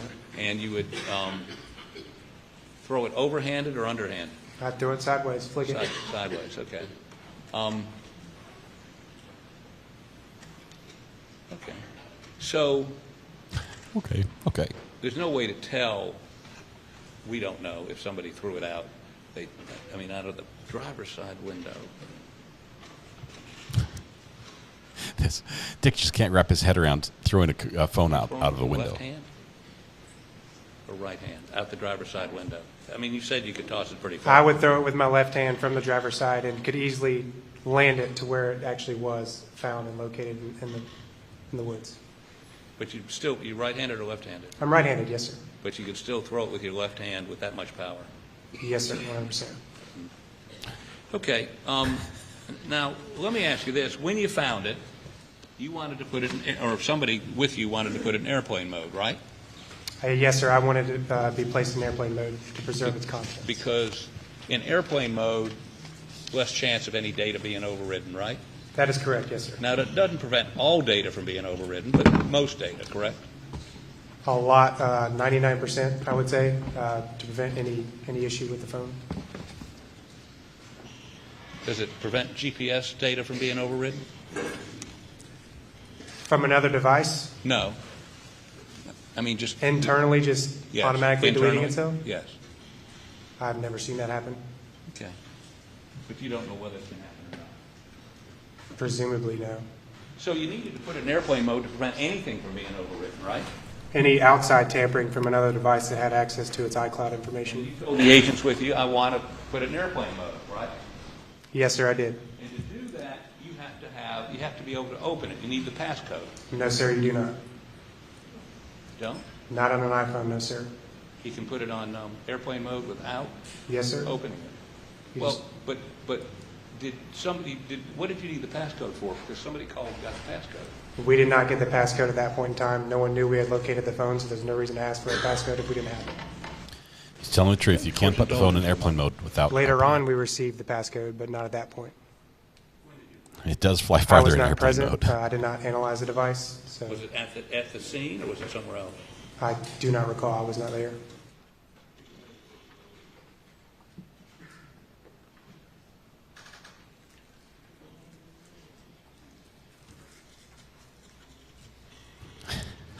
DMB. I vote he proves it. Have Dick stand as far away as the phone was from him and have Hightower throw the phone at him. Whap. Nailed him.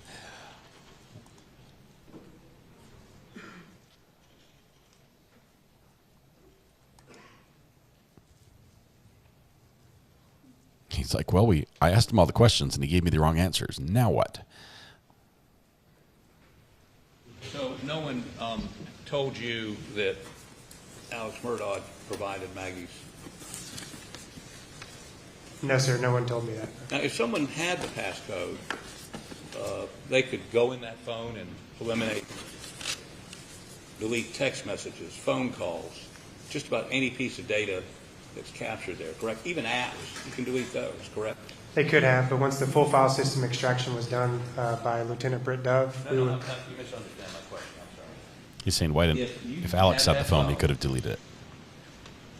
And obviously, Maggie Murdaugh had been murdered, somebody threw it on the side of the road. And during that period of time after her murder, before it was thrown on the side of the road, if you had the passcode, right? Yes. Open it. Without the passcode, typically you can't open it, correct? No, sir. You agree with me?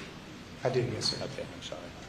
So if you had that passcode, you could open it, delete photos, delete phone messages, delete texts, delete whatever you want, correct? Yes, sir. Okay. Dick's a state And senator when in you, South Carolina. found that phone, it was locked. Yes, sir. So he's not in Washington, D.C. And was there any evidence that you saw that anything had been deleted from that phone in any of your, after your download, extraction? Again, I did not download or extract the contents of the device. The only thing that I saw was the home screen and made sure that the airplane mode was applied at that point, and then it was placed into an evidence bag. We never got past that lock screen or home screen that allows us to turn on airplane mode. Obviously, the device was on because we were able to locate it from my iPhone, and the battery level was significantly low. Was significantly low. Yes, sir, it was. Okay. Beg the court's indulgence.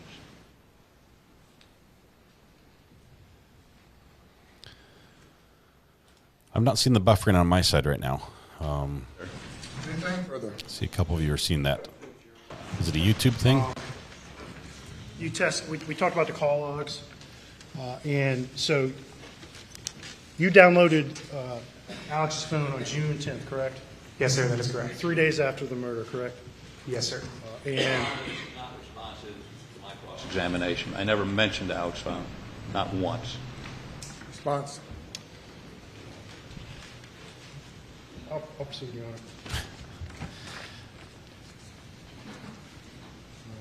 Honor. At some point, after you were involved in this investigation, you were informed by Solicitor Stone. You were informed by the Solicitor Stone to stop, correct? Yes, sir, I was. And you recall approximately when Solicitor Stone. Objection, Your Honor, again, not in response to a matter raised by me on cross. Sustain the objection. Okay, huddle up. How are we going to do this?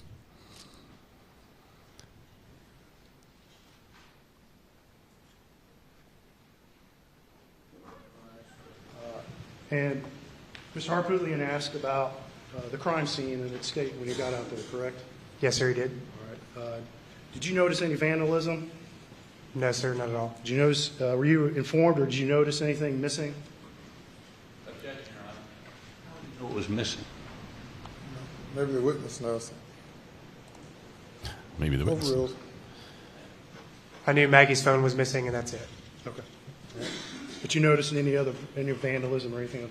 No, sir, not at all. Okay. All right. And when it comes to Maggie's phone, least her model, are you aware whether that can be placed into airplane mode without the unlock code being entered while the phone is locked? You can place that phone in airplane mode while it's locked, yes. Okay. So you don't need a code to just simply put it in airplane mode, correct? No, sir. All right. And did anybody manipulate any data on that phone in your presence? No, sir, not at all.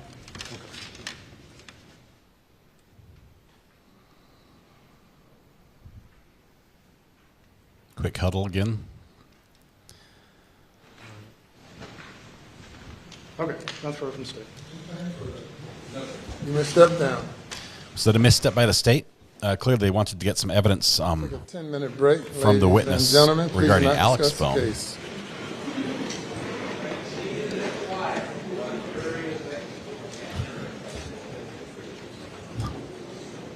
This courtroom is unruly. As soon as there's a little break, they just start talking immediately. They're reporters. They're used to, as soon as the press conference is over, they start shouting questions. Not allowed here. I think that was a misstep by the prosecution. I really do. I think they missed an opportunity to get a question in. Probably not critical, but it might be the foundation that they need for another witness. This bailiff has a short fuse, Lindsay. We've heard him yell several times. Looks like we're done with Mr. Hightower. I think we'll have possibly one more witness before the jury goes back to take the rest of the day off. So let's see here. What questions do we have that we can talk about? Let's see. After all that, I don't even know what we learned from this. Ginger, it wasn't a ton. This is stepping sort of back a little bit because this was one of the evidence collectors, not the analysts, so to speak. So we did get the information about exactly how the Find My Phone was used. He was the individual who used the phone and the feature to locate it. He documented finding Maggie's phone in the woods and where it was and how it was treated and how it was collected. So it's more to the evidence preservation and the chain of custody, finding that first link of that chain. So that's the basis of what we got, but not really the juicy part. That'll come later. The actual analysis of the download of the different phones and what was on there and what had been deleted, that's going to come from other testimony. It's weird that you can put the phone in airplane mode without unlocking. Would it make it easier to hide if stolen? Yes, 100%.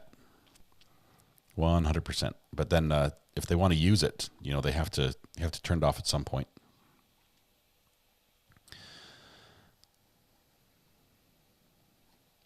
Snickers ice cream bars. Who brought the Snickers ice cream bars? I'll take one. He was very poised and professional. I think he did a good job. Very good testimony. I can't wait to see the drone footage, though.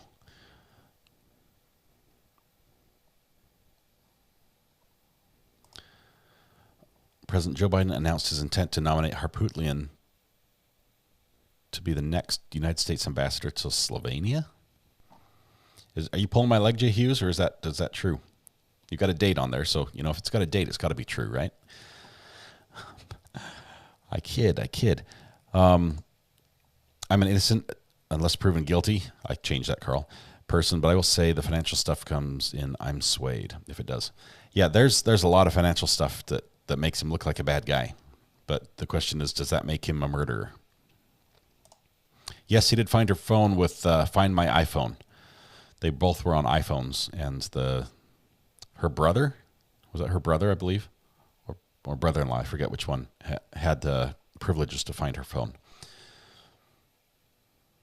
Mr. the Bailiff, where's the Bailiff? He's mostly off-screen, Debbie. Usually right as soon as the audio comes on from the courtroom, we hear him, but we don't see him, and he's yelling at everyone to shut up.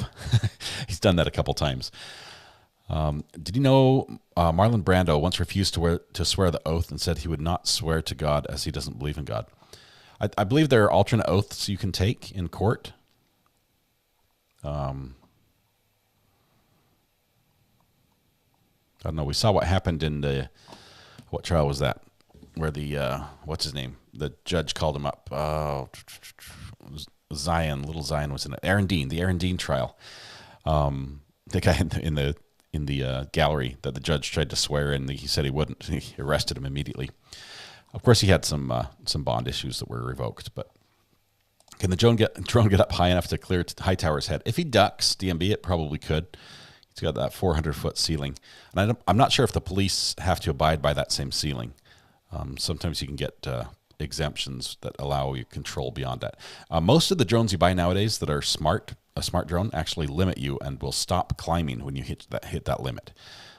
It's a feature that the manufacturers put into the drone to try to prevent the government from forcing restrictions. So they tried to comply early to basically look like they're playing along to prevent the government from being more restrictive.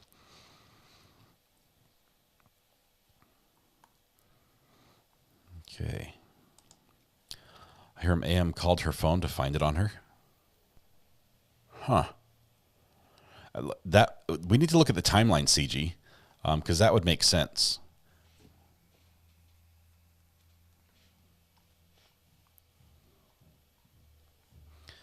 But then paint the picture here, because then with Paul, would that explain why he was sort of went for Paul's phone, but then decided not to?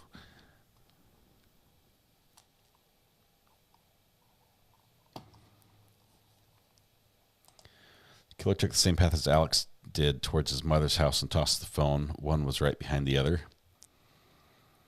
You can affirm that you will tell the truth. Yeah, Murdaugh was released and has filed suit against the judge. That judge, Douglas, that judge has crossed some lines before. He's the one that shocked a guy with like a shock collar or something 3 times because he wouldn't answer a question. Yeah, he's got some issues. I can't believe he's still on the bench, honestly. And what are you confused about? Let us answer your questions.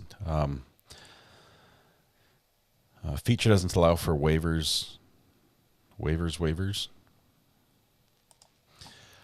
My partner had to apply for a license to be able to fly his drone in the UK. It's $9 per year. Sharon, there are different licenses, so to speak. Hobby use of a drone does not require a license, but it doesn't require what you would refer to as a license. You still have to register your drones in the United States if it weighs more than, I think the official term was a stick of butter. But the actual license, the Part 107 license from the FAA that you get, I'm not sure what they're doing in the courtroom, but they're playing with the volume and it's killing me. The actual Part 107 allows you to fly commercially, so you can sell the footage from your drones. And generally, if you're flying for a police department or any sort of company, a real estate agency, anything that's going to sell the footage or sell the product of your flight, you have to have that Part 107. And that takes a lot of things. It's almost like a regular pilot's license. You have to know almost the same stuff.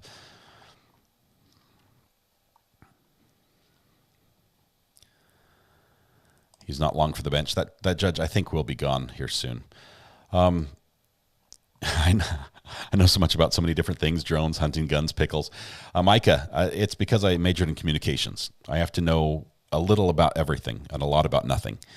So if it goes deep in any subject, I'm in over my head. I'm still kind of confused as to why the killer would throw Maggie's phone in the shrubs. I bet, be it Alex or someone else, like what good would that do? I don't know, if he thought he was trying to frame it and have it be someone else. Maybe he's trying to make some evidence chain that would point to someone else.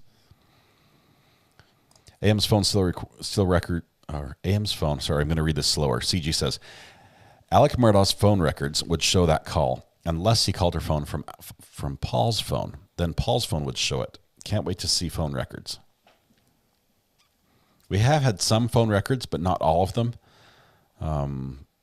We do know that the Alex Murdaugh's phone, he had deleted some of the calls he had made, like from his history. But the carrier records would still show if there was a connection. None of this makes sense. I think it's going to, as we get closer, 6-Volt, I think this will start making more and more sense as we get towards the end of the trial. The pieces will start coming together. The picture will be filled out a little bit more. I mean, the FAA can issue altitude waivers. How can a locked drone allow for their use?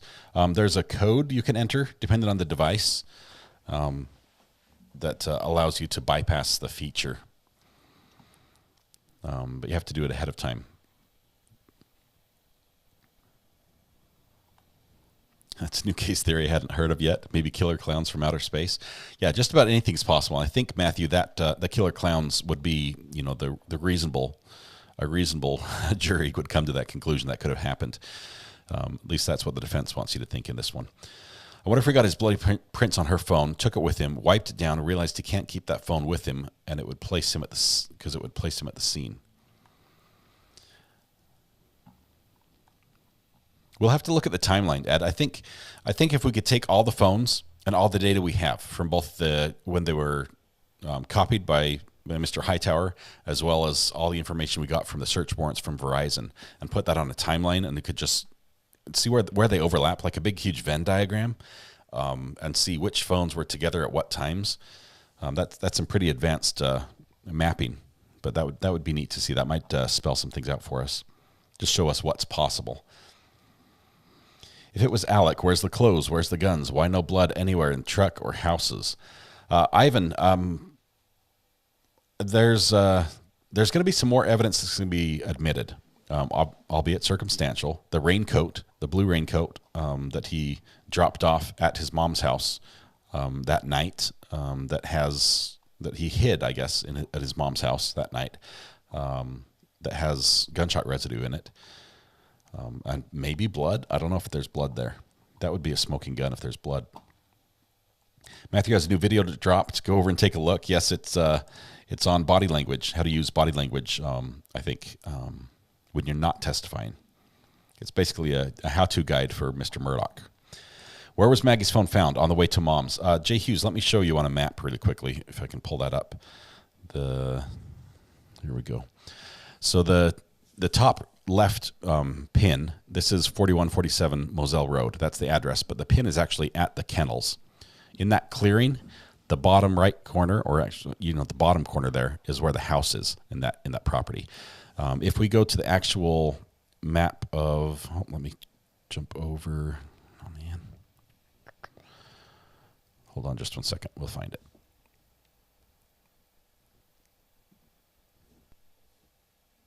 I thought I had. I don't have it anymore. I thought I had the realtor. The website pulled up that shows the map of the property. But if you look at the property, the approximate location of Maggie's phone, just to the left, there's almost like a line of trees, right? That big field, that sort of, that line crosses the road, almost perpendicular.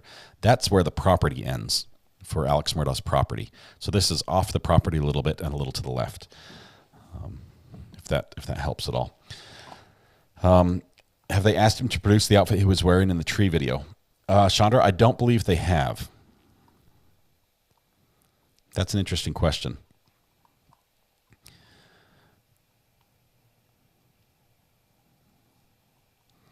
You think he burned it before anyone got there, says CG. Criminals, don't talk to police without a lawyer, ever. Not ever. You're welcome. Even if you're not guilty, a lot of times it's good advice to have a lawyer. Because you might make some mistakes that could get you in trouble. You've heard that there are 200 plus witnesses. I think it's like 255 potential witnesses, Samantha.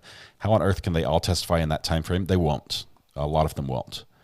Some of them, with this 404B ruling that they're ruling, if some of this evidence is kept out, they'll just be eliminated because the evidence they were going to testify to is not going to be allowed in court. But if everything is allowed in, the state may try everything. They might try to throw everything at it. And then we'll hear from a long list, and that'll be a long, long trial then. Maybe the killer went there to destroy / bury evidence and dropped the phone. Like, let me go back on the map. Is there? I don't think there's any water there. There are some small ponds around. I have to find them. They're not very big. They're really quite small and pretty easy to search. They should be able to find them. I know they sent divers down looking for guns and things like that. But I don't think that's where it was. We might have to do a Google Earth map really quickly. Let's see, where's Google Earth?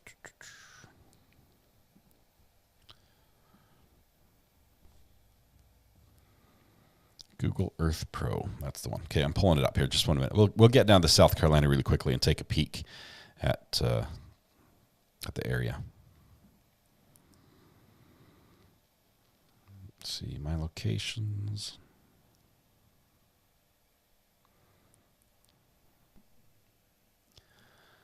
Okay, hold tight just 1 second here.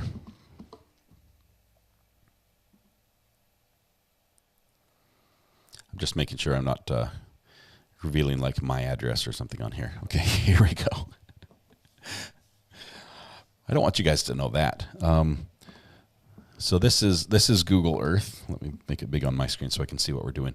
And then we're going to fly to Moselle Road in South Carolina. We're going to zip down here. We're going to crash. We're going to crash. No, we didn't. Just kidding. Here we are. Okay, so here's the town. This is the location, or this is the property. Sorry. Up here at the top. Let me clear this off. Okay, so right here is the property where my handprint is. Yeah, I'm right in the middle of the map. I think that's as far in as I can zoom. There we go. There's the house. Up here is the kennels. This is the main road. He turned down here. The property line ends right here. This big line of trees at the end of the property, and the phone was found right in here about this point. You may bring the jury. Well, they bring the jury way down here. Let's see, Almeida. I don't know how far away it is, but Almeida's way down here a ways. It's the Almeida property. It's not on the map. It's not listed like that. Okay, where are we at? Your Honor, sorry. Didn't mean to talk over you. We'll come back to 2.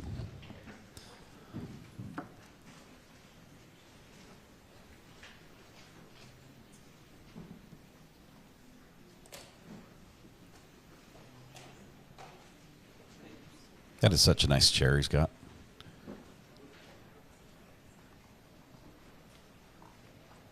Phones tell everything.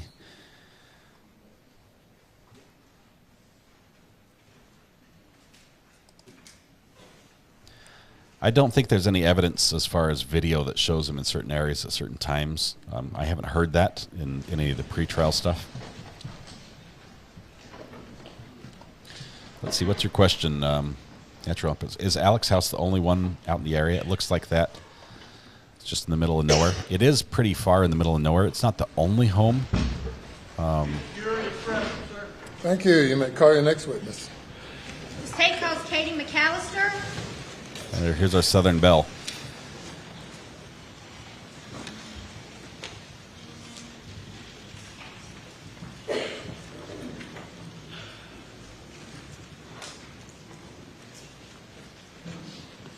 Raise your right hand, left hand on the Bible. Do you affirm the testimony about the judge of court in this trial shall be the truth? So help you God. I do. Thank you. Take a seat in the witness stand. State your name again for the record. Spell your last name.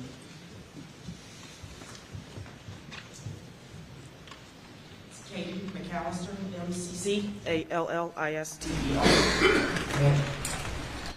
Good afternoon, Agent McAllister. Hello.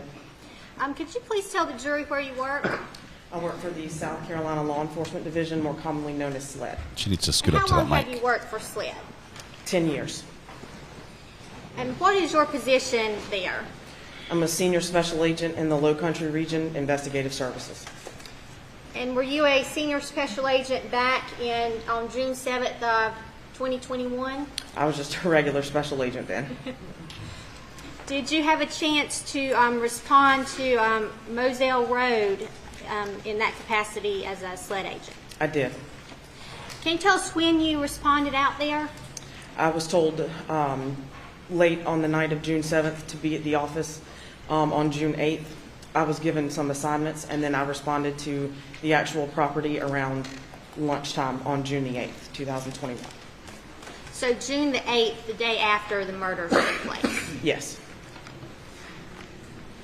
And what did you do when you got out there? Myself and Special Agent Croft were almost to the house. There were several people in the roadway. It appeared to be blocked, so we stopped and got out.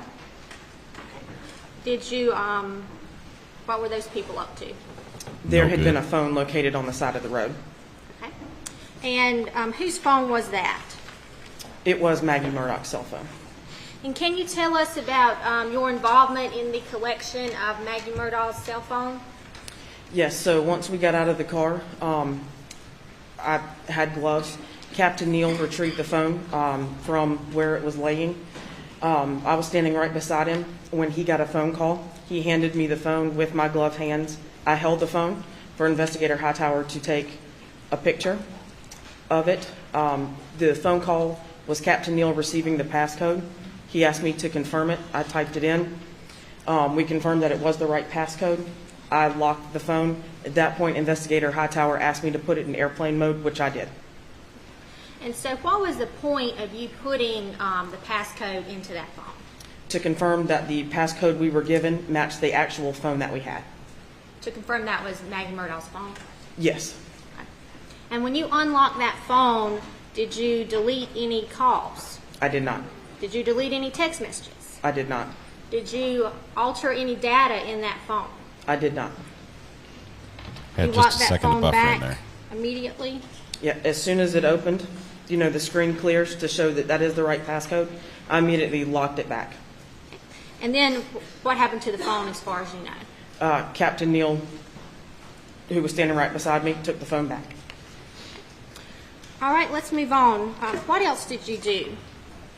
So once I arrived on scene, myself along with Special Agent Croft were asked to go up to the main house to do a search of the property, or of the home. Did you have a search warrant? There was a search warrant, yes. Was that search warrant executed? It was not. Why not? At the time of my arrival, multiple family, close friends were at the house. Rather than executing the search warrant and displacing all of those people, we asked for consent and we were given it. And were a lot of people at that residence at the time? There were. You could give us kind of a rough estimate of the amount of people that were there. I would say maybe 20 or 25 people were in the home. And you didn't want to have to ask all those people to leave? Some of them were very upset, and we thought it was better to simply ask for consent. Tell us what you found in the search of the house. So upon consent, I walked through the residence. I was looking for weapons and ammunition and observant to anything else that may have been of value. I found nothing, and once I came back downstairs to the gun room, Agent Croft had located several items of interest, some weapons and some ammunition. He and I collected those. I completed a property receipt. Let's go back to your search a little bit. When you walked through the house, were you alone? I was not. Who was with you? I believe it was John Marvin Murdaugh and Lee Cope. And who were those people?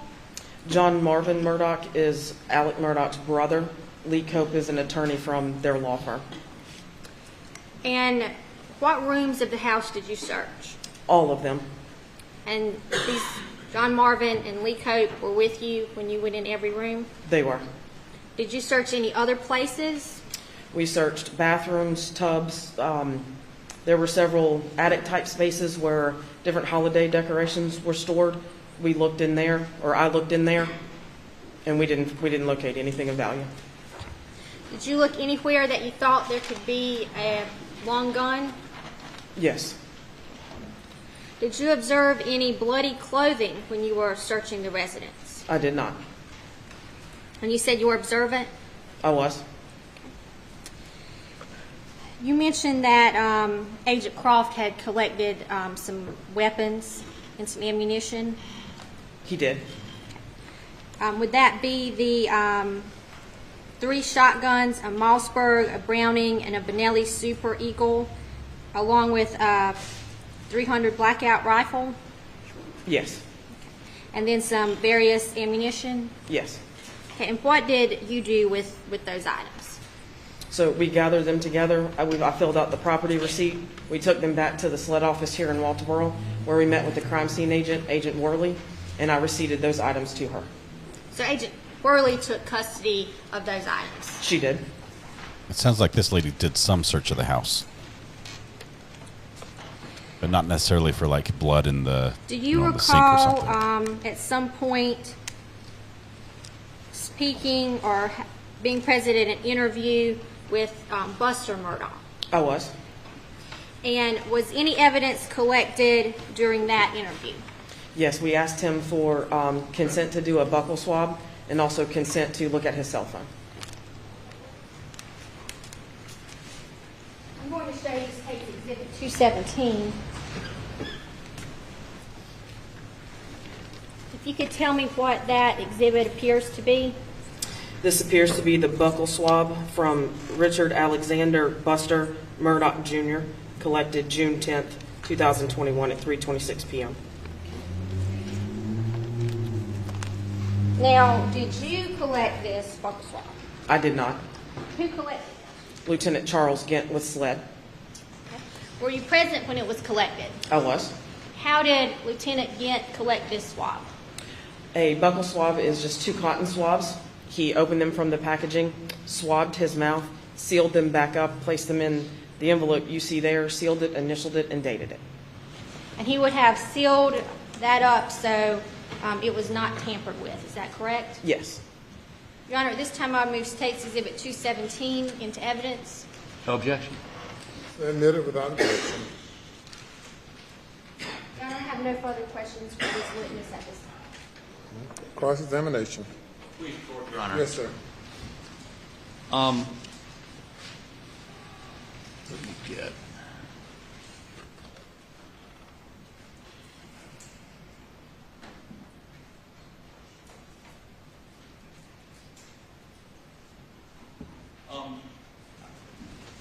You were present when the phone, Maggie's phone, was recovered, correct? Yes, sir, I was. Matter of fact, when we look at one of these pictures, a rubber glove, that's your hand, correct? Yes, sir, it is. And are you aware when you got that call with the passcode that had been gotten by John Marvin? Was John Marvin down there with you when you found the phone? I don't recall seeing him there, no, sir. Okay. Are you aware that passcode came from Alex Murdaugh? No, sir, I was not aware of that. And who gave it to you? Captain Neal. Okay. Now, you searched the house on the morning of, was it the morning of the 8th? It would have been the afternoon. Okay. And you went through the entire house? Yes, sir. How many bedrooms in that house? Do you know? How many bathrooms in that house? 3 or 4. I don't recall the exact number. But you went through every one of them? Yes, sir. And you looked at the tub? You looked at the I think shower? Wednesday's a reference to the Southern Yes, Belle that What were you was looking for? talking. Ammunition, weapons. Blood? If it was there, I was observant. We were looking for anything at that point. Right. So when you look at the drain in a shower, if somebody's recently showered off blood, you would expect to see some trace evidence there, would you not? I don't know that I'm qualified to answer that. Do you know whether there are trace evidence forensics people that actually go in and swab those, right? There are, yes, sir. Were they there? No, sir. Did anyone ever ask them to come that you know of? Not that I'm aware of. Do you know no, whether sir. any of those showers or tubs were in any way swabbed or checked for blood or tissue or any DNA, anything that would indicate somebody had washed off evidence of a crime? Nothing that I'm aware of. Okay. But apparently you were the only one to do this, correct? Yes, sir. The only person that actually looked at the showers and the tubs, you eyeballed them, right? I did. You're the only person who SLED had examined the showers and tubs. And you're telling this jury you saw no evidence of blood, tissue, or anything that would indicate somebody had showered or washed off or bathed to remove evidence of a crime from them. Is that what you're telling us? Yes, sir. There was nothing visible to me. Okay. And you were the only one asked to do that by SLED? As far as I'm aware, yes, sir. Did you search the bedrooms? I did. You find any clothes anywhere? Shirt, pants, shoes that would indicate... Objection, Your Honor. Could we ask one question at a time, please? Well, I'm just including a class rather than asking it individually. I apologize. I can do it individually. Take a little longer. Thank you. Any clothes, shoes, any evidence of clothing that would have blood on it or indicate it had blood on it or tissue, anything that you saw in any of the bedrooms. How many bedrooms? Several. Several. You looked at all of them? Yes, sir, I did. Looked under the beds? I did. In the closets? I did. See any evidence of any clothes that had been involved in any sort of altercation that had left blood or tissue or brains? You see anything like that in any one of those rooms? No, sir, I didn't find anything like that.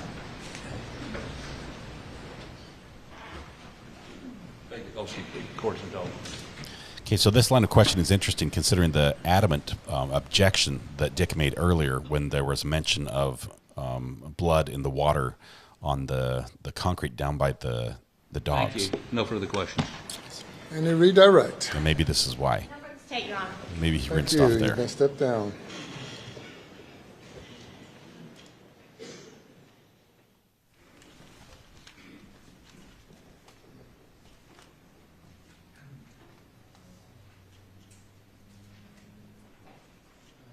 Gentlemen, we're going to have you leave for the day and to return tomorrow at 11:30 will be our start time tomorrow.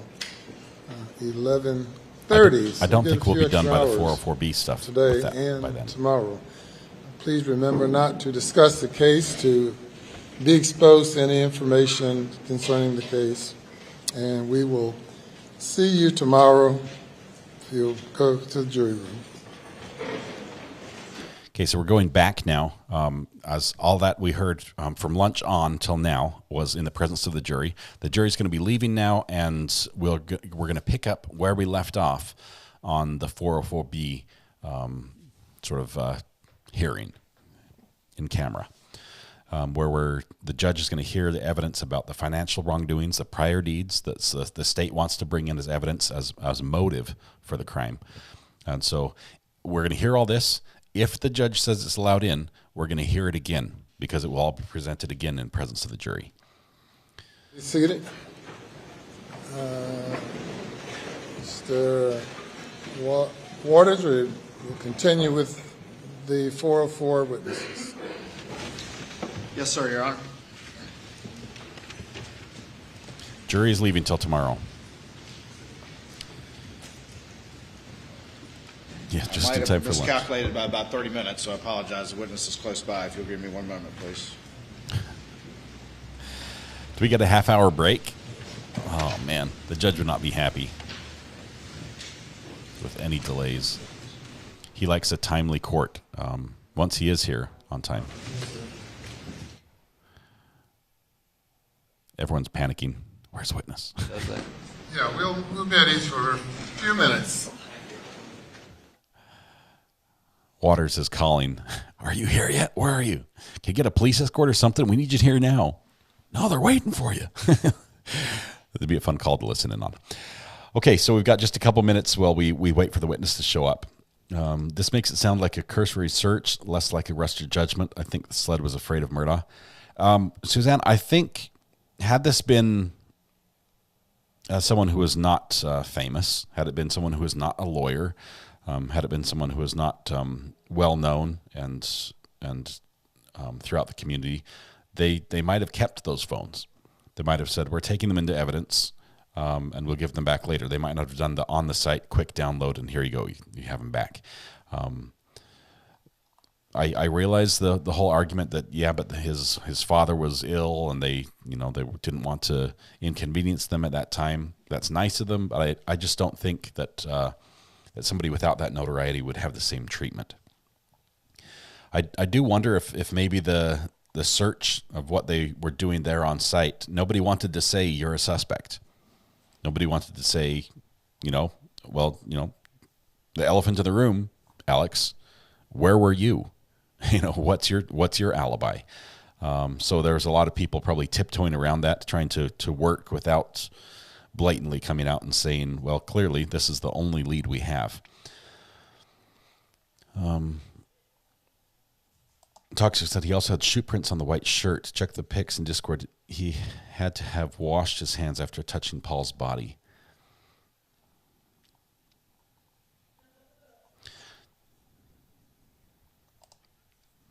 If Alex did commit these crimes, do we think he's told Poot the truth? I don't know. That's always a question we like to have answered in our own minds. With the defendant, that if they did do the crime, did they tell their attorney?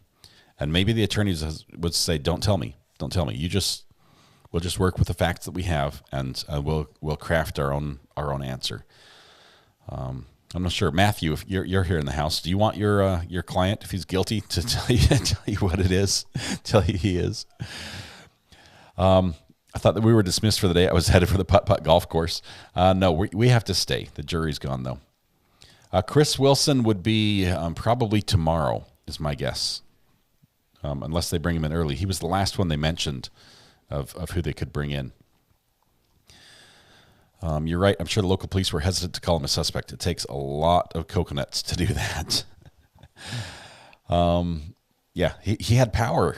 I mean, he was several of these officers have said, yeah, I've run into him before. I testified in other cases where he was a prosecutor type thing. He's a well-known name. Nobody wants to be that person who, breaks the ice there and says, well, has anyone asked Alec if he killed them?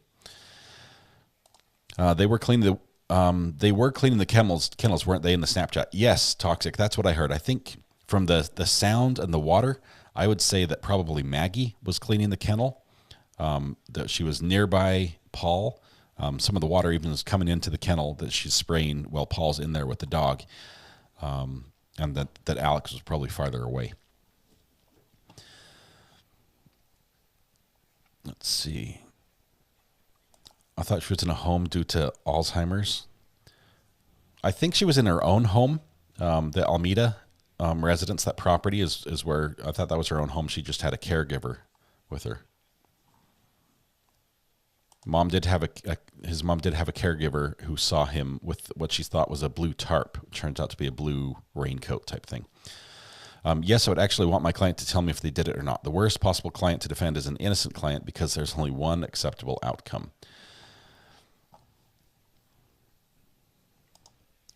Mo Freedom, I don't know if that raincoat contains blood, that would be a smoking gun for me. That would be, you've got gunshot residue on it and blood from the crime scene. If that blood belongs to Maggie or Paul, I'm not sure the DNA. We'll have to figure out what they're able to track it down to. If there is blood, I know there's gunshot residue. I just don't know about the blood. Did they ever retrieve the blackout and the shotgun? No, they have not. Both are still missing. So all the guns that are there in court are basically ruled out from being the actual firearms. And the defense is really mad about that. By the way, they're frustrated that the prosecution has introduced all these guns in front of the jury, just firearm after firearm, trying to make it look like he was an arms dealer, and clearly he's the bad guy. Anyone who has this many guns is probably the murderer. Check the burner. I will do that, Amber. Just 1 second.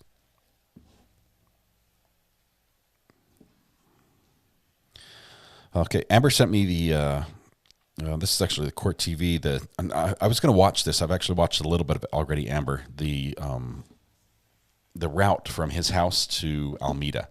And I'll have to watch it when I can follow. I was hoping they'd show a map. I did not see a map on there that sort of spaces it out. I need the Alameda address, and I'd like to sort of follow it myself on Google Earth. I think that would be easier. Let's see, weapons missing, motive missing, according to Ivan. Yes, but we have the bodies. I mean, that's a start, Ivan. You got to give us that, right? We at least know there's a murder. There are other cases that are going forward where they don't even have the body. What's that lady who went missing that her remains might have been incinerated after her husband hacked her to pieces and threw her away? I'm trying to have a root beer. I know you British folks might not enjoy this flavor, but I think it's great. I've got an A&W here. Because I ran out of water, because Deer Park has not yet sponsored the show. We have to go buy some more. Now I have to drink root beer. Oh my word, I was looking up Creighton's legal team so I can figure where Ivan Victor's crush is from, and I found out that Creighton is in a cover band. Are you seriously? You're seriously telling the truth? Creighton is in a cover band? What does he play? We've got to find this. I'd be willing to take a copyright strike on YouTube to play that music, I think. Hadn't come through yet. I'll check it again, Amber. Sorry. Oh, there it is. Photos. Oh, wow. Okay.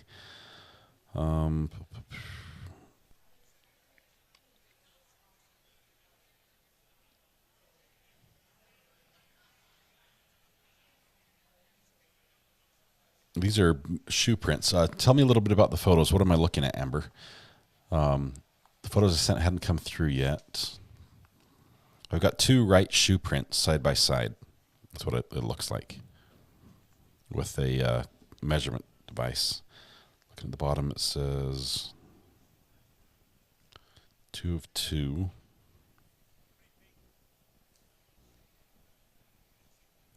When the sound comes back on, the first thing we're going to hear is the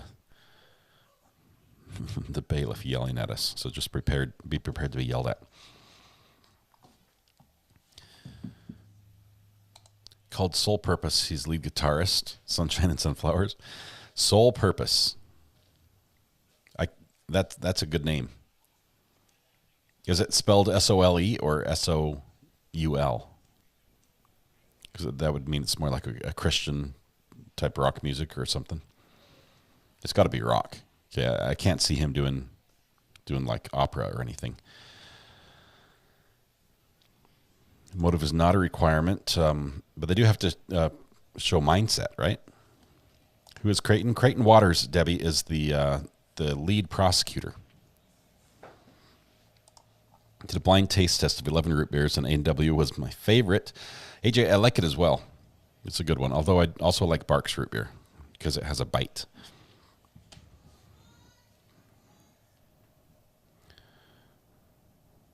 Okay.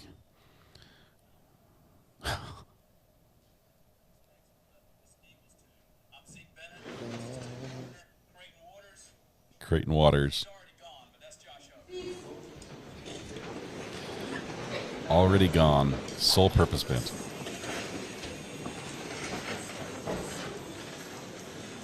Okay, it's Eagles. That will get me completely banned.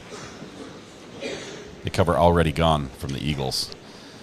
I was right. A Dad's root beer is also good in a pinch. I make my own as well, Ivan. It's hard to find the root beer extract, but I like to make it with it used to be what McNally or something. I forget what it was. McCormick used to make root beer extract. They stopped making it. I've been trying to buy the formula for them so I can sell it myself. Yes, sir. The state calls Michael Gunn for the in-camera hearing. Michael Gunn, come on down. You're the next contestant.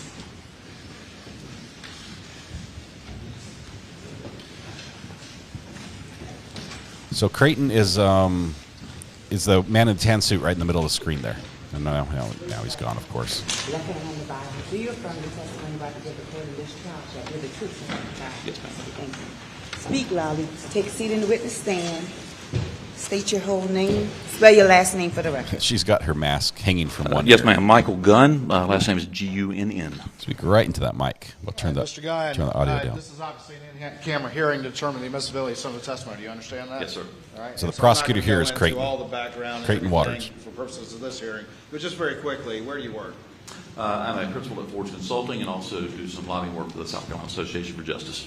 Okay, and just very quickly, tell us what Was that Ford's one word or Consulting two? is and what services it provides. Ford's Consulting, we are a general insurance agency, but also offer financial services such as structured settlements, regular annuities, deferral of attorney's fees, trust. We do lien resolution, back office trust account reconciliation, all sorts of things for plaintiffs primarily and the families. If you have a hard time understanding this accent, this is not going to be your favorite Just witness. For the record, explain what a structure is and how that interfaces with plaintiffs' lawyers. Sure. So a traditional structured settlement is between the parties, and that normally means between the plaintiff and the defendant or their insurer. And so usually it was set up in the 80s. It was designed to help plaintiffs protect their money and to keep their money. And it can be earned tax-free. Interest grows on that tax-free. And it's a very good tool, especially for minor children, for those who are incapacitated, disabled. Because of that growth, it can provide a steady stream of income, hopefully for the rest of their lives. Breathe between words. You're talking faster than I do, and that says something. I've been accused of that before. I know you just ran over here, so The court recorder has to speak just as fast as he does into that microphone. So essentially, the structured settlement, though, would come primarily, usually, except in very small circumstances, would come from the defendant and or its insurer to fund the annuity for the client. Okay. And so the idea is instead of getting a settlement in a lump sum, it's in an annuity, so they get regular payments over the course of the term of that annuity. That's correct, yes, sir. So explain to me just very quickly again for the record the concept of constructive receipt and how that affects structures that you may do for a plaintiff's attorney and their clients. Sure. So constructive receipt by the IRS is deemed when the money arrives in the plaintiff's trust account. That would be considered they have received the funds, and therefore the ability to do a structure has been taken off the table.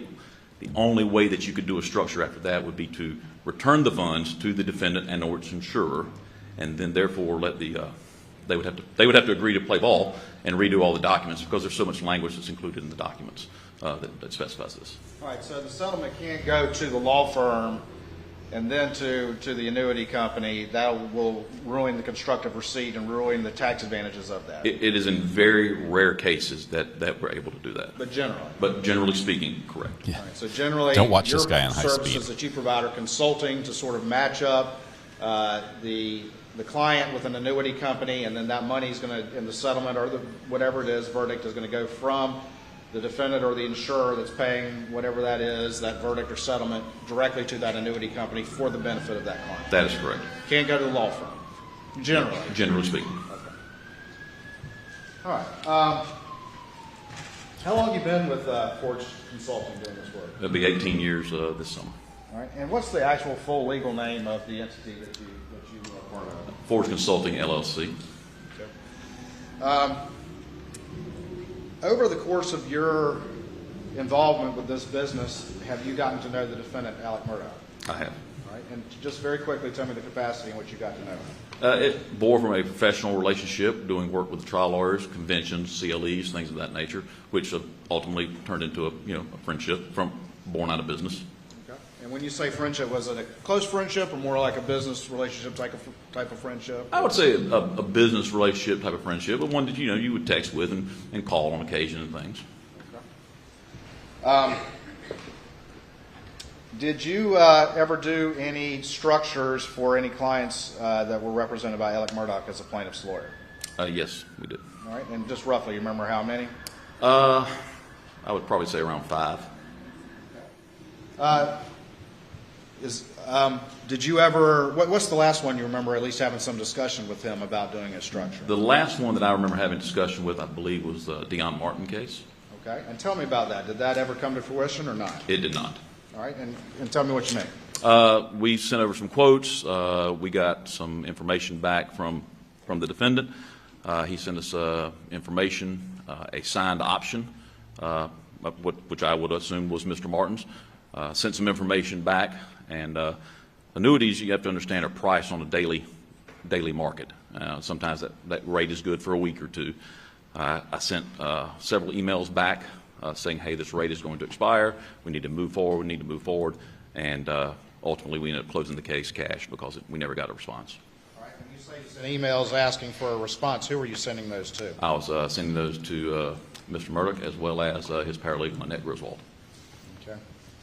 And so ultimately got no response, so you just closed the file without any services ultimately being provided by Forge Consulting, LLC? That is correct, yes. I got some pictures to show you guys here in just a minute of him. I'm going to show you very quickly what's been marked as playing some music. 321 for this in-camera hearing.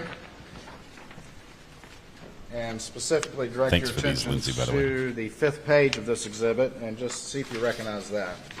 And then you can flip to the next couple of pages, please. Yes, sir, I do. All right, and tell us what that is. Just kind of flip through first. That's just an annuitized payment stream showing you when the payments will be made. Okay. And what the amount is. And that's kind of the market rate thing you were talking about? Yes, sir. Yes, All right, and what are the next documents? Just the next page is a disclosure page where we list all our disclosures, and it appears to had been signed by Dion Martin. Okay, keep going. That's the only Forge-related documents you see? Well, let's see. That's the only Forge-related documents I see. Yes, sir. All right, let me take that back. Yep. All right. Put those up on the screen real quick. Okay, you guys ready for some pictures of Creighton there? Who's the prosecutor who's talking right now? He's a bit of a musician on the side. All right, so that's Let me show you what we got. We're going to keep listening to the audio from the Yes, trial, sir. though. There he is. And this is the disclosure page you were talking about? Yep. Yes, sir. Let's see. Let's give you another one. Little recording session. That is Up in the attic. Forge-generated paperwork typically? That is correct. Yes. But this particular structure was never done because you never got a This response from looks like an Alex album cover his photo. office. Is that correct? That is correct. And then here's the glory shot right here. Yeah. What is that? Is that a Telecaster or a Stratocaster? I can't tell. He's jamming though. Looks awesome. And now there he is at work here in the courtroom. Are you aware generally of what people call the boat wreck case or the boat case as it relates to the defendant, Alex Murdaugh? Generally, yes. All right, and just without going into specific facts, generally what was your understanding of that? There was a terrible accident that happened somewhere down in the low country involving Mr. Murdaugh's son and several others, and a young girl passed away. Were you aware that his son had been charged in that particular case? I was. And were you aware that Alex Murdaugh had been sued in a civil matter relating to that case? I believe I was made aware through the news, yes. Thanks for those. Appreciate those pictures. Did you Lindsay. ever have any conversation? Well, let me ask you this first. Is it possible for lawyers to structure fees, not the client, but the lawyer, if they're going to get a big fee from a large recovery and they decide they want the protection of an annuity, can they do that? Yes, they can. All right. And how does that work? Kind of the same thing? It's the exact same manner as if the client were to do it. The check would have to come from the insurance carrier and or the defendant to fund the structured settlement annuity for the lawyer, for their fee. Did you ever have any discussion with Alex Murdaugh, either before or after the boat case, about structuring any fees that he had received in the case? We had general conversations about structuring fees, but it would be the same conversation I would have with any attorney, like how you would do it, how you would go about doing it, and how checks would be made payable, et cetera. Did you ever have any specific discussion after the boat case about the boat case and him wanting to structure any fees? Not that I recall. I want to take you to September 2021. Did you, around that time, receive a call from Lee Cope? I did. All right. And what did Mr. Cope ask you? He called and asked me if he could, in confidence, give me a list of cases and see if we had any files on them. I told him that'd be fine. I was standing in my driveway. I wrote them down, got back with him later that evening, and let him know that we did not have any of those cases open. Okay. He gave you a list of clients and asked if you had any structures open for those, or potential structures. He had asked me if we had any files at all. Those are all the Generally, cases where he had checks written out to forge. We will open the case immediately, just so we have a name associated with the attorney. Okay. And so he gave you a list of names. Did any of those names have any files? No. This is the real Forge guy. guy. Any banking that Forge Consulting LLC did? He did. And what was his question to you? He asked me if we banked with Bank of America. And what was your response? I told him that we had banked with Bank of America, but had not for the last 3 or 4 years. So you did not have an active account with Bank of America? We did not. No. In September of 2021? No, sir. Did you have any subsequent conversation with Mr. Cope about the issues that he had raised with you? I did. He called me the following day as well, which I believe was a Thursday, with another list of cases. All right. And what was his inquiry to you? Same inquiry. This time the only one that popped up was the one I mentioned earlier, which is the Dion Martin case. All right. And your response was there was a file, but it was never completed? There was a file, but it was never completed, and we closed it out. Did you ask him at this point, or did what was going on, or why these inquiries were being made? I did not. Did you ultimately find out what was going on and why these inquiries were being made? I found out on the Tuesday after Labor Day. All right. What did you find out? I spoke with Lee Cope, and he told me that Alex had been using an account called Forge to process the checks. Is that account that he had been using, is that a legitimate Forge Consulting account? Absolutely not. Did any of that money that went into that account go to legitimate Forge? No, sir. Did Forge Consulting have anything to do with that particular account? No, sir. Let me show you a couple things real quick.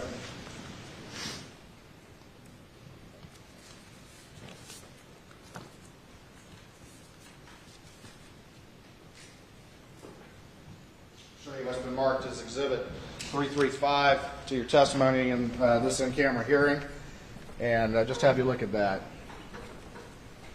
Now look at the name on that particular account. Yes, sir. All right, what does that say? Richard A. Murdaugh, sole proprietor, DBA Forge. All right, and is that account a legitimate Forge account?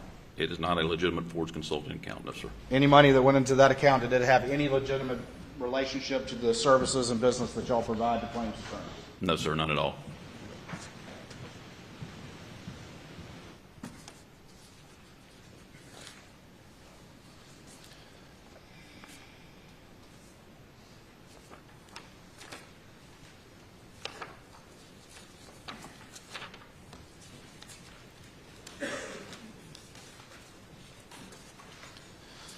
My video is out of sync. I'm trying to match it up again. Sorry.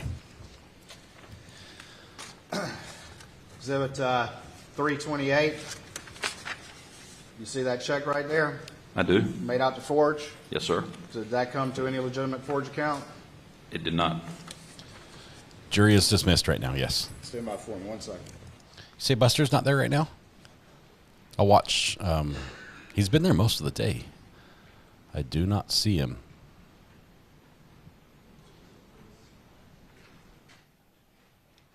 I wonder what's up. Your Honor, to save a little time, I believe defense is willing to concede that if we went through all these exhibits that we introduced with Ms. Seconder with all those checks made out to Forge from the PMPED trust account, for purposes of this hearing only, they will stipulate that none of those went to a legitimate Forge account and instead went to the Bank of America DBA, Richard Murdaugh DBA Forge account that he just testified is not a legitimate Forge account. I want to be more careful with the words. We are not contesting that issue for purposes of this hearing. That's correct. They're not going to stipulate that that's what happened. Coming back. Accept that stipulation as well. They're not contesting that these checks all went to this particular account and did not go to legitimate forge for purposes of this hearing alone. I think that's acceptable to the state, Your Honor. Yes, sir. Right. Good. That saves a ton of time. So stipulated. Yeah, we're not contesting. That's Yes, sir. yes. Maybe it was a fake railroad picture. Not contesting. Not contesting. It's like, why can't you just say so stipulated? No objection. It saves us a ton of time. We're grateful for that. So flip all those over. Those are all things you would have had to cover anyway.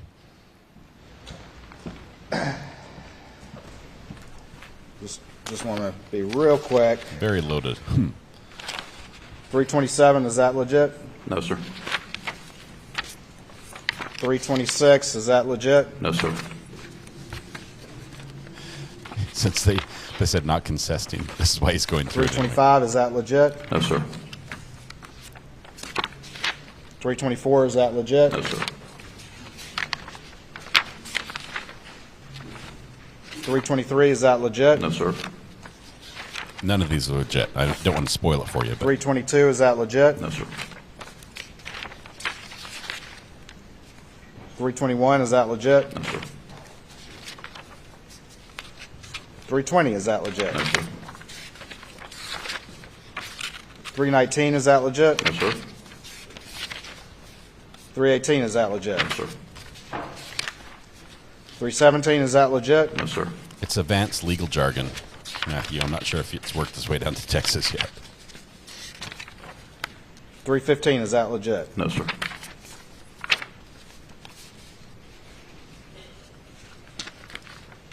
And finally, 311, is that legit? No, sir. And by asking you not legit, did you just look at the checks on those various exhibits? I did.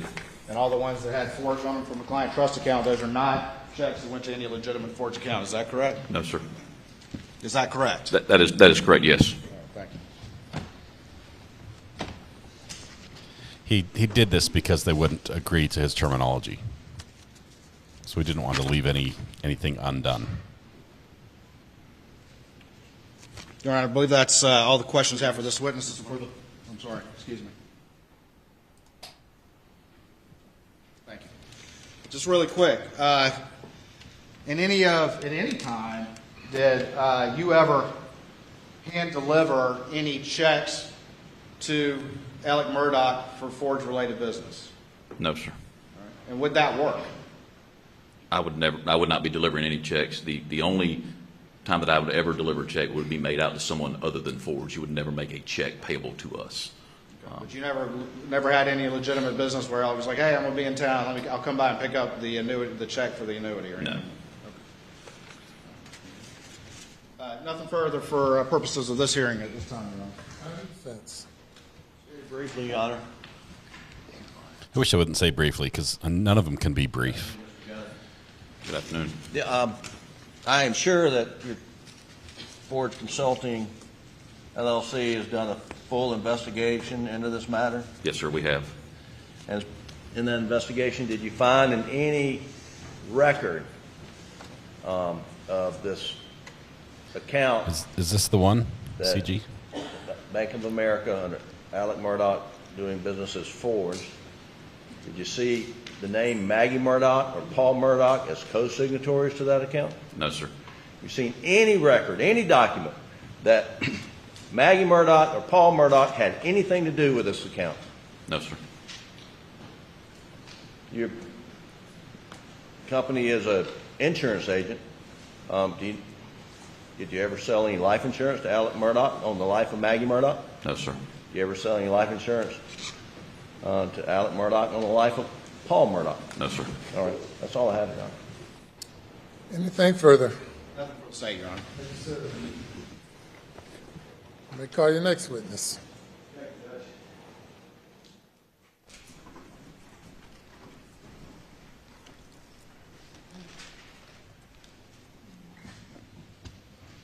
Your Honor, state calls Chris Wilson. I'm I'm sorry, Your Honor, he's downstairs. We'll get him right away. Here's Chris Wilson. This is the one we want. I thought it was going to be tomorrow. Sorry that. Yes, Chris Wilson. This is Green Shirt from the cake video, right? From the birthday cake video.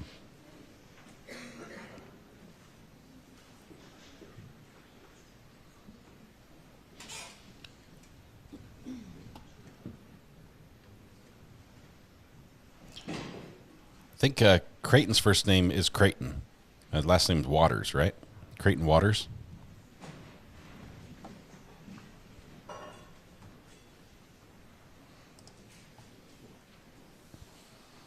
Yeah, this won't be fun for Alex, I don't think.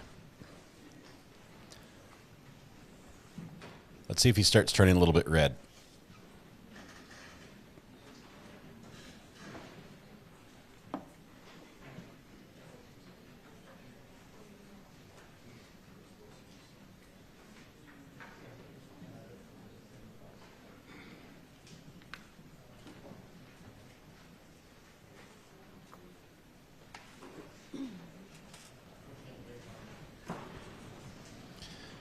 Here he is. Look for any eye contact. None. Raise your right hand, left hand on the Bible. Do you affirm the testimony about the given court in which you file shall be the truth, so help you God? I do. Take a seat in the witness stand.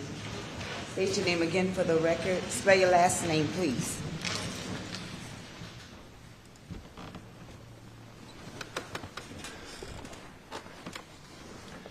My name is James Christopher Wilson, W-I-L-S-O-N. I go by Chris. Mr. Wilson, you understand that we're here for an in-camera hearing to determine the admissibility of your testimony? I do. All right, and you're a lawyer, so you get that. Yes, sir. So I'm not going to go into everything that I might cover with you in a trial, but I do want to focus on particularly the Ferris case. You know which one I'm referring to? Sure. First of all, though, just very quickly, you're a lawyer, is that correct? I am, since 1998. 1998? And describe very quickly your practice for the record. Actually, since 1995. I've had my own practice since 1998. In the last 15 years, Yes. I've done primarily personal injury work. That's right. Automobile accidents, people that are injured at work. Practice type cases, those things. And where do you normally practice? Where's your home base? My only office is in Bamberg. Do a lot of plaintiff's work? That's all I do anymore. For the last 15 years, that's really all I do. And do you know the defendant? I do. And when did you get to know the defendant? I've known Alex since we were in high school. Bamberg and Hampton. I grew up in Bamberg, and they're only about 30 miles apart. And so I knew of Alex and had been around him some growing up. We had some mutual friends. I was a lot closer to some other guys in Hampton that I grew up playing golf and things like that with, but I would cross paths with Alex. Played on the same baseball team one summer, I think like our senior years in high school or somewhere around high school age.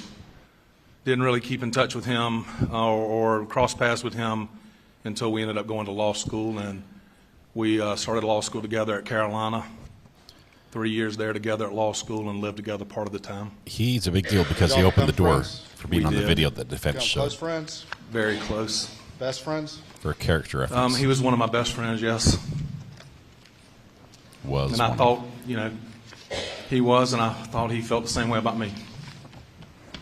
That's feel that way now? I don't know how I feel now, Mr. Waters. Oh, man.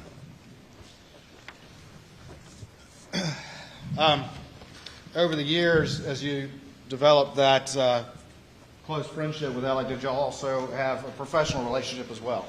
We did. When I finished law school, I went to work in Greenville for a judge for a year. Alex went to Beaufort to work with a law firm there. So we'd see each other, but it was more socially then. When I moved back to Bamberg to start practicing where I'd grown up, and he moved back to Hampton a couple years later, we started doing a little bit more work together, and we've done cases together really since 1998. I opened up my own firm in 98. I think that's about the same time he had moved back to his firm. And it was a bigger firm with resources that I didn't have starting out on my own, and so we started working cases together and worked a lot together. Tell me, for the record, how that works when you're in a different firm than the firm he was in, correct?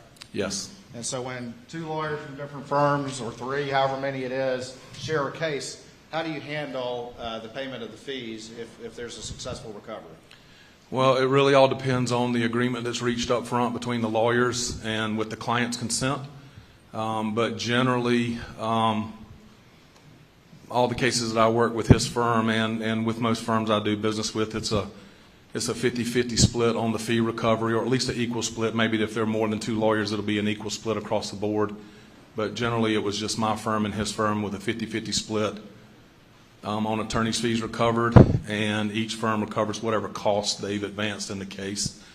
And sometimes his firm would advance more of the cost because, you know, they had a larger number of lawyers bringing in more money than I was and could afford to handle some of the bigger costs. But it's kind of whoever got the bill paid the bill, and then we reimbursed at the end whoever had advanced the cost.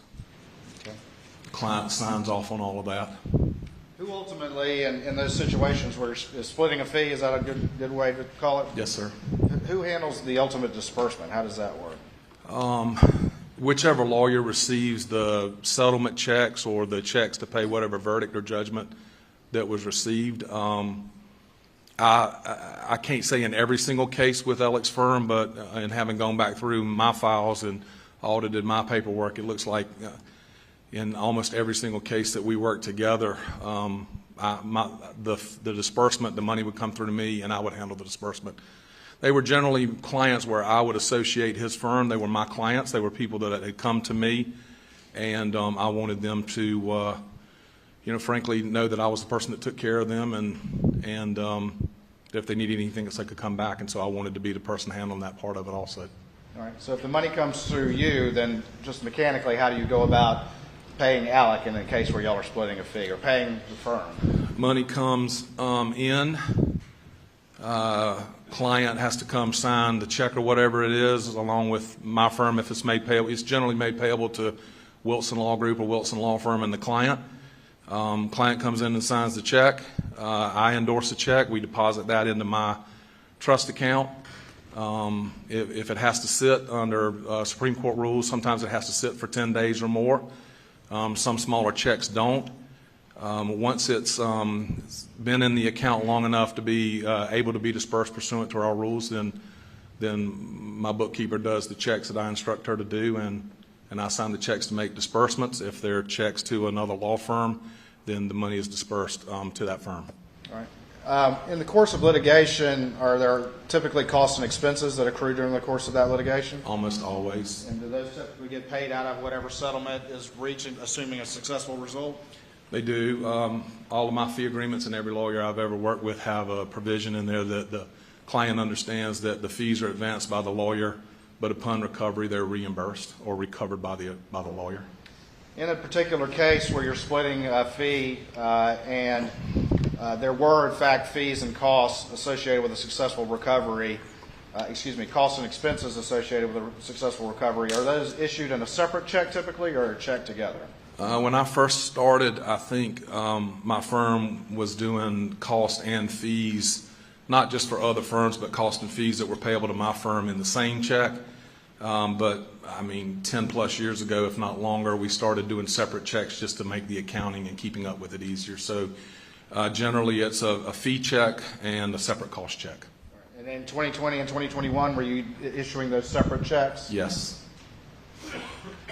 Very quickly, without getting into the details, did you have a case in Allendale where you split it with Alec in the early part of 2021?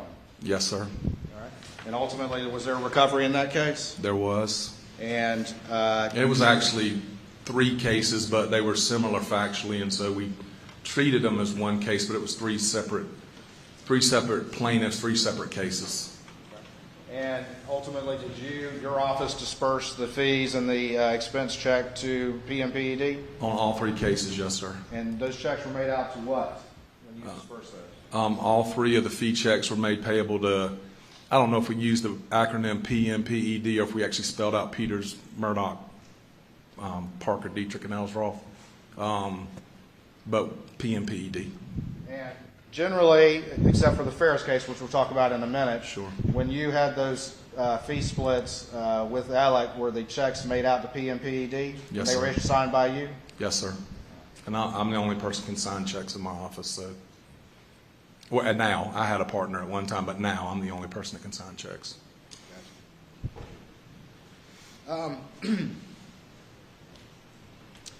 Did you have a case involving Mack Trucks that involved Alec? Yes, sir.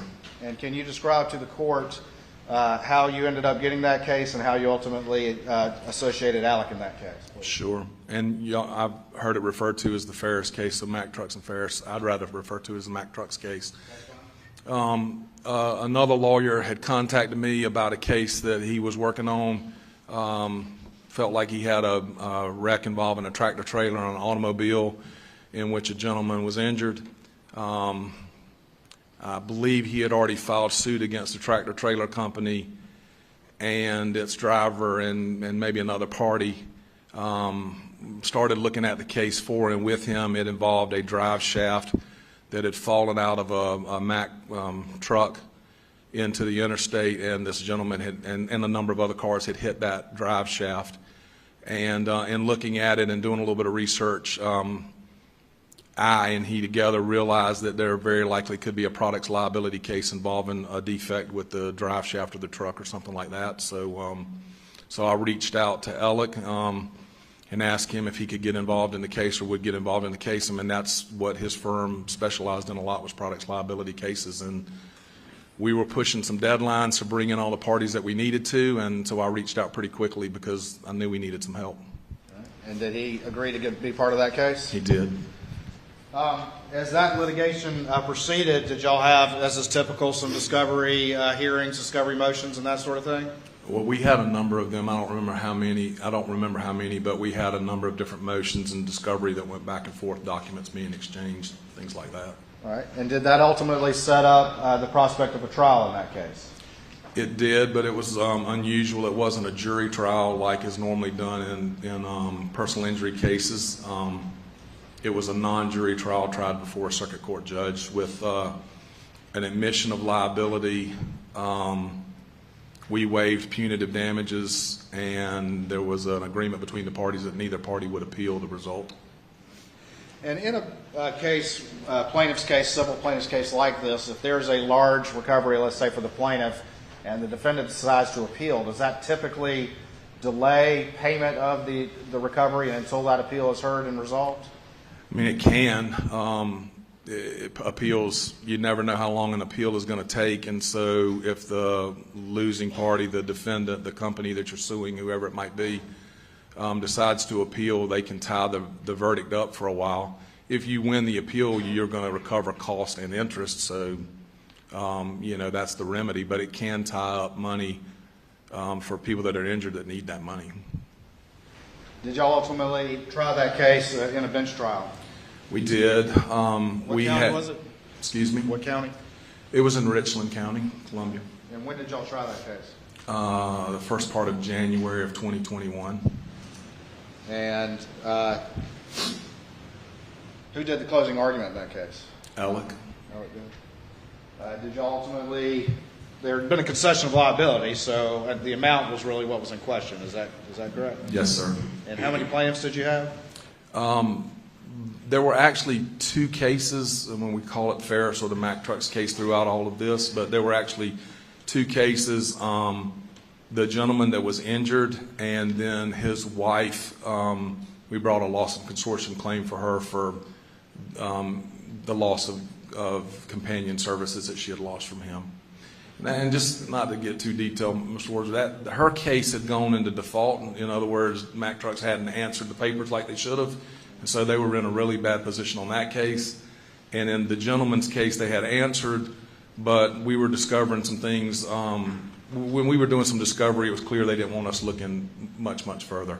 And so that's why this deal everybody agreed to a non-jury trial without appeal with a waiver of punitive damages and an admission of liability was done. And we were in COVID, and it was going to take us a while to get the trial. So it worked out well for both parties, and the result worked out well for us. And that's often how it goes in litigation. Both sides kind of decide what's best, and sometimes Is it any problem that he's talking about this now? All right. Was there ultimately a verdict by the judge in that case? Well, 2 verdicts since 2 cases, yes, sir. And what were those amounts? I believe it was $4 million for the injured man and 1.5 for the wife. I remember it was 5.5 combined, but I think it was 4 and 1.5. And so how did the fees break down to the best of your recollection that were going to be split among the 3 lawyers involved? There were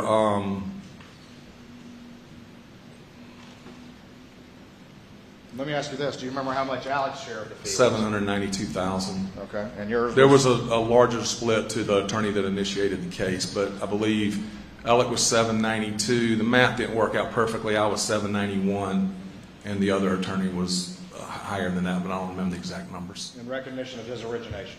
Yes, sir. In March of 2021, did you ultimately receive the monies and prepare for disbursement? Yes, sir. I believe they came in late February because we dispersed in March, and I had to wait at least 10 days. Part of the money came by a wire, which would have been kind of immediately available and accessible, but it was a smaller portion of the money. The larger portion came in a check, and because it was such a sizable amount, I waited maybe 12 or 15 days or so. I didn't disperse on the 10th day.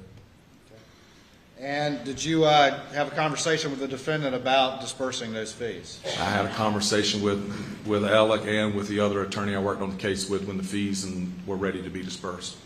What about your specific conversation with Alec? Did he make any requests of you or have any discussion with you about how to handle his $792,000 share of the fees? He did. And tell me about that conversation, please.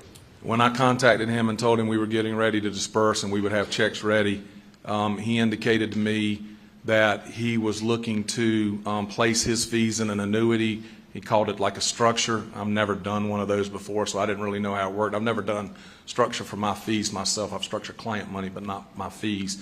He indicated he was looking to do a structure by putting the monies into annuities, and that the checks needed to be made payable directly to him, that he had already cleared it with his firm, that the monies were going to be put on the books and accounted for, and he would be credited as having received those monies. Based on his representations to you that he had cleared it with his firm, did you agree to do something different and make the checks directly out to him? I did.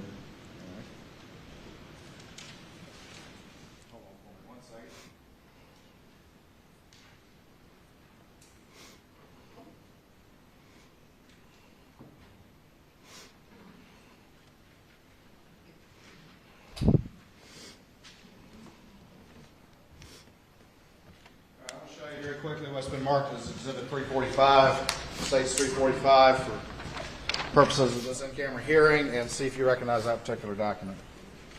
I do. All right, and what is that?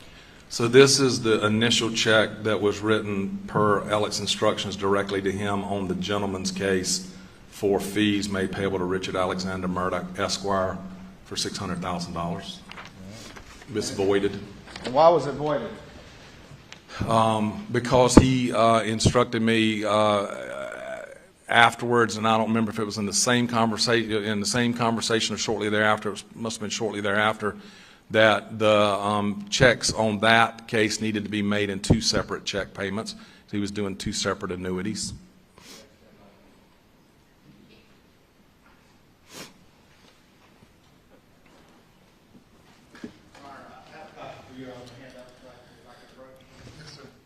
Correct, Ed. He is not ruled yet. The judge is hearing all this, so he can make a ruling.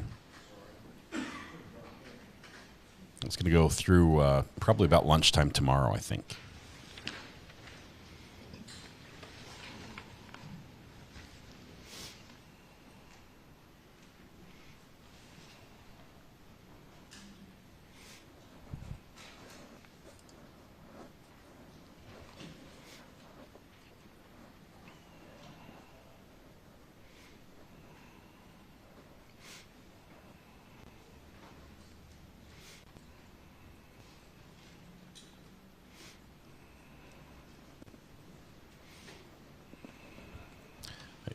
Hear him breathing into the microphone. All right, I'll show you what's been marked as 346 for purposes of this in-camera hearing, and see if you recognize these documents.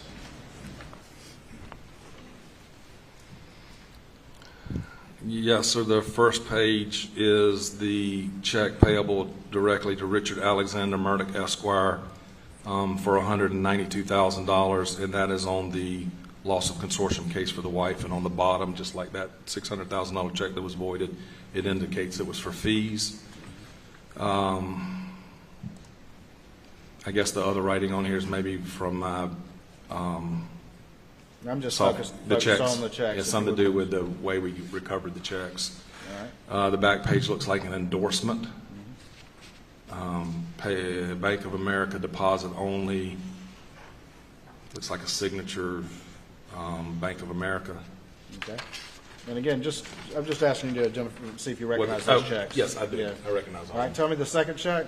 Just the amount and what that's for. The second check is for $225,000 payable directly to Richard Alexander Murdaugh, Esquire. It indicates on the bottom that it's for fees. This would be part of the rewrite of that $600,000 check that had been voided. All right. And then the third check is $375,000 check payable directly to Richard Alexander Murdaugh, Esquire, and it indicates fees, and that would be the remainder of the rewrite of that $600,000 check initially written that was voided. And those second two were rewritten. Why? At Alex's request, he had indicated that he was putting the money into two different vehicles or annuities and needed the checks written that way.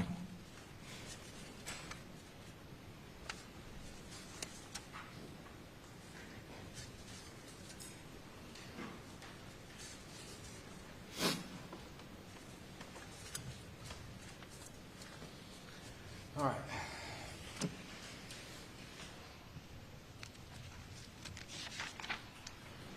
What did you do with those checks after you, the three checks after you had finally cut them?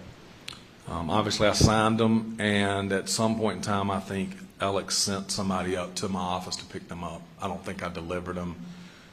Oftentimes, I put checks in the mail. Sometimes when they're larger, I either offer to have them picked up or delivered, and I think he had somebody come pick those up from my office. Like a law firm runner or somebody like that? Something like that, yes, sir. I don't even think I was in the office when they picked it up.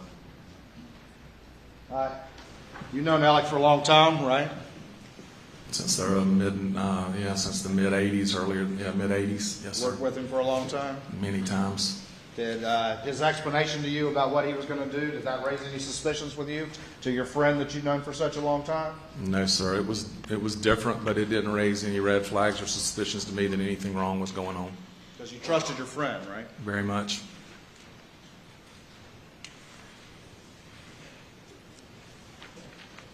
What was your perception of Alex's general wealth and success? Thought he made a lot more money than I did. Always seemed to do well in his practice. All I ever heard is that he was one of the biggest producers in the firm. It's his family's name on the firm, but they acted like it was his name on the firm too. He and I handled big cases together. When I talked to the partners and other members of that firm, they were talking about big cases that they were handling with him. Felt like he did really well. And we never got into direct discussions about the amount of money he made or the amount of money I made. We talked about, sometimes business and sometimes money and sometimes things, but I always thought he made a lot of money. Is that part of the reason why your suspicions didn't arise when you were asked to do this request by Alec? I guess so. Not so much as just I'd never had any dealings with him that I'd had any reason to distrust what he was telling me.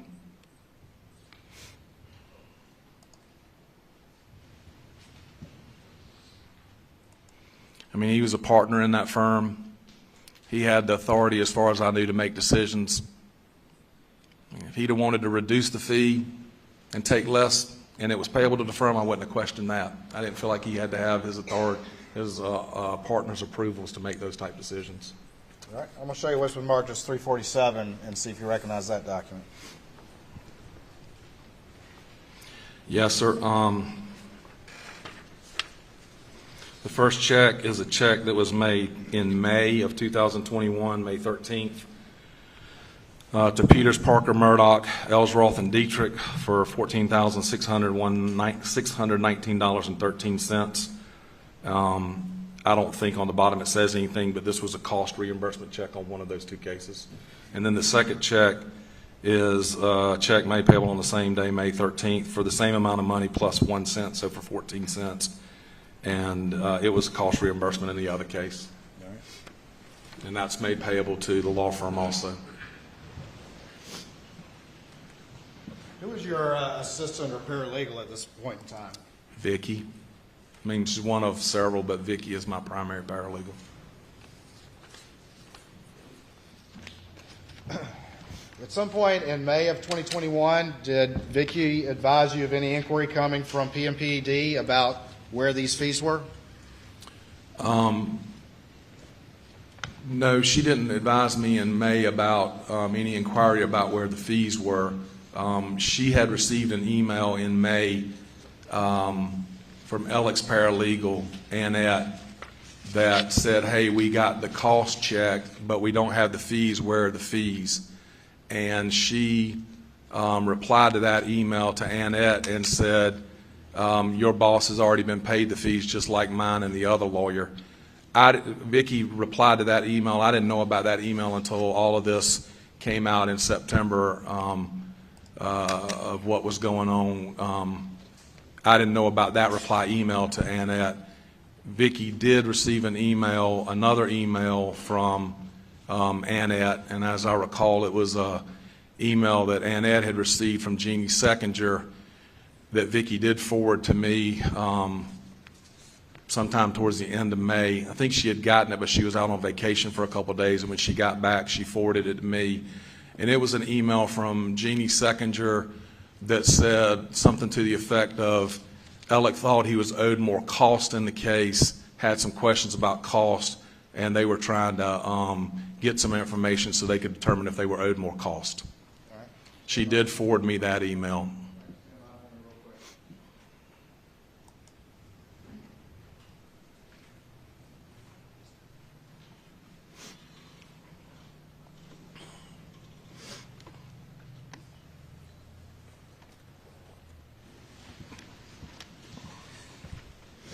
I'm going to show you what's been marked as 348 for the purposes of this hearing. States 348, and see if you recognize that document.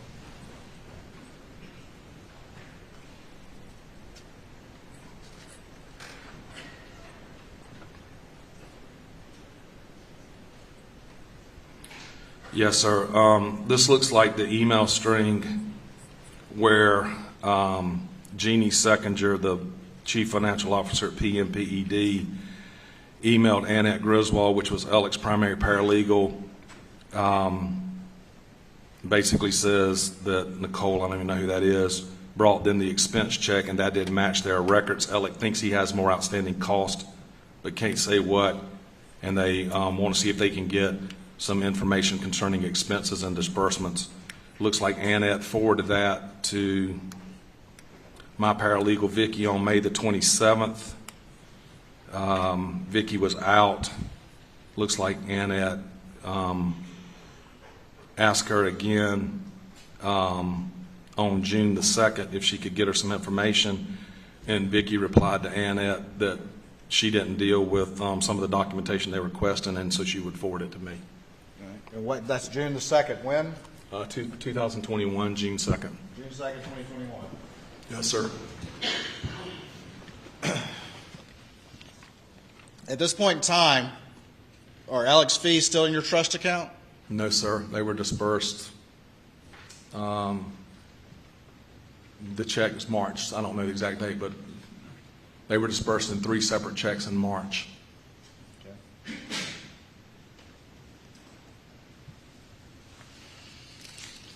At some point in time around this June 2nd, thereabouts, did you receive any call from Lee Cope? I believe I had a conversation with Lee Cope. I was trying a case in Hampton the week before that, and I was in and out of their office. And I believe I had a conversation with Lee. That would have been like the week of May the 24th or some of those days in there. And I believe I had a conversation with Lee. He asked me if all the money had been dispersed in the Ferris case, and I told him that it had not been, that we had some liens outstanding, medical bills and liens outstanding, and we were holding money for some additional costs in case things came in. And he didn't ask me any further questions. He did not mention that there were any issues or concerns about fees. After you received that call from Lee Coe, well, what did you tell Lee Coe? I told him I'd have to check into it. After that, did you reach out to the defendant? I did. And what was your conversation with him? I reached out to Alec and I said, Alec, you know, hey, I mean, I don't know what all we talked about in that call, but at some point in time we talked about, I said, hey, I've got this email that's been forwarded to me by Vicky where your firm is saying that you believe you're owed more cost. I put the cost down on the cost on the disbursement sheet that you had given me. But if you've got more cost, just figure out what it is and get it to me. We're holding some money to deal with some medical bills and liens. And with the client's consent, we were holding some money in case additional costs come in. Sometimes costs are slow coming in, and that's normal. And if there's an issue, just let me know. He said, you know, I'll check on it, or there's not an issue, or I'll check on it. And I said, hey, this is the case that I disperse the fees to you, you know, per your request. Is everything all right? And he said, yeah, I just got to make sure they know it's on the books the right way and that this is the case that we've already worked out, the put it on the books. Did he tell you he had structured those fees and annuities as he had told you before? Yeah, that he had put them in the annuities. Put them in the annuities. Firm's going to make sure they're on the books. As far as I knew, the firm was aware that the monies had been paid to him, that he was putting them into annuities, that they would credit him as already having been paid, and they would account for that whenever or however they split up money. Just to be clear, those funds were not in your trust account. They were gone at that point. Yes, sir. They've been gone since March or whenever those checks were cashed after I wrote them in March. $792,000. Yes, sir. For purposes of this hearing, I'm not going to go into the night when Maggie and Paul were killed, but just very quickly, you did have some texts and calls with Alec that night. Is that correct? Yes, sir. And you were at the residence and responding as friends and family did in the aftermath of that event. Is that correct? Yes, sir.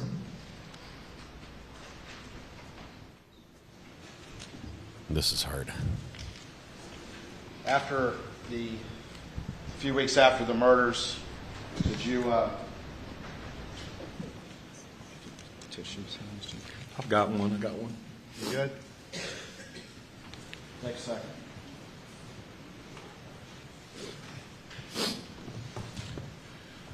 Fine.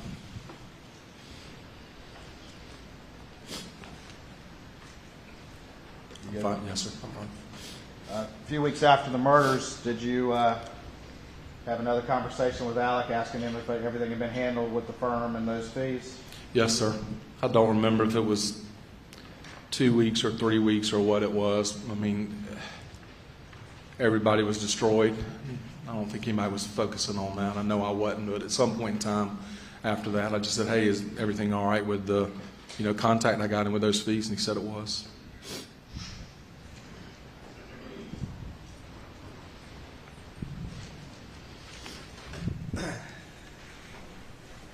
At some point in mid-July 2021, over a month after the murders, did Alec call you up and ask you anything about these fees? He did. Tell me what your conversation with Alec was about these fees.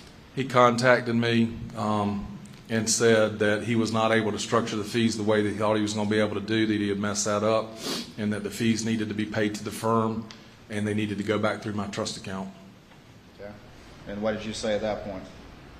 I didn't see anything that caused me any red flags or anything, and felt like if that's what had to be done, that the fees had to be paid to his firm and needed to go back through my trust account. He could send me the money, and I could run it back through my trust account and then pay it to his firm. So he's promising, he's saying, I will send you the money back. Is that correct? Yes, sir. Did you ultimately receive any funds?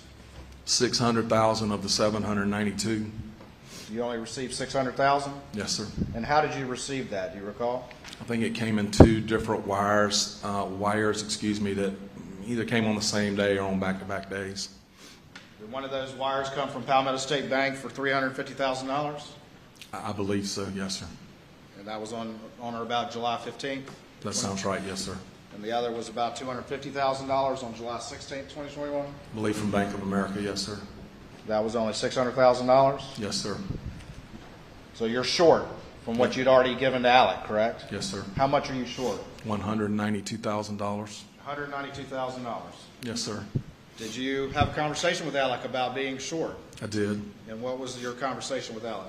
He told me that he wasn't able to access the $192,000 immediately, that he had already put it into the annuity, but he couldn't do it the way he wanted to, but he couldn't access it because it would be penalized if it was withdrawn, and that he would get me the money. So what did you do in response to what your friend told you to do, or told you about the reason why he was short $192,000? I mean, at that point, I had an indication that I was supposed to have $792,000 in my trust account that was supposed to have been paid to his firm. I'm responsible for that trust account. I put $192,000 of my own money in that trust account to cover the shortfall. Based on his representation that he'd get you back? Yes, sir.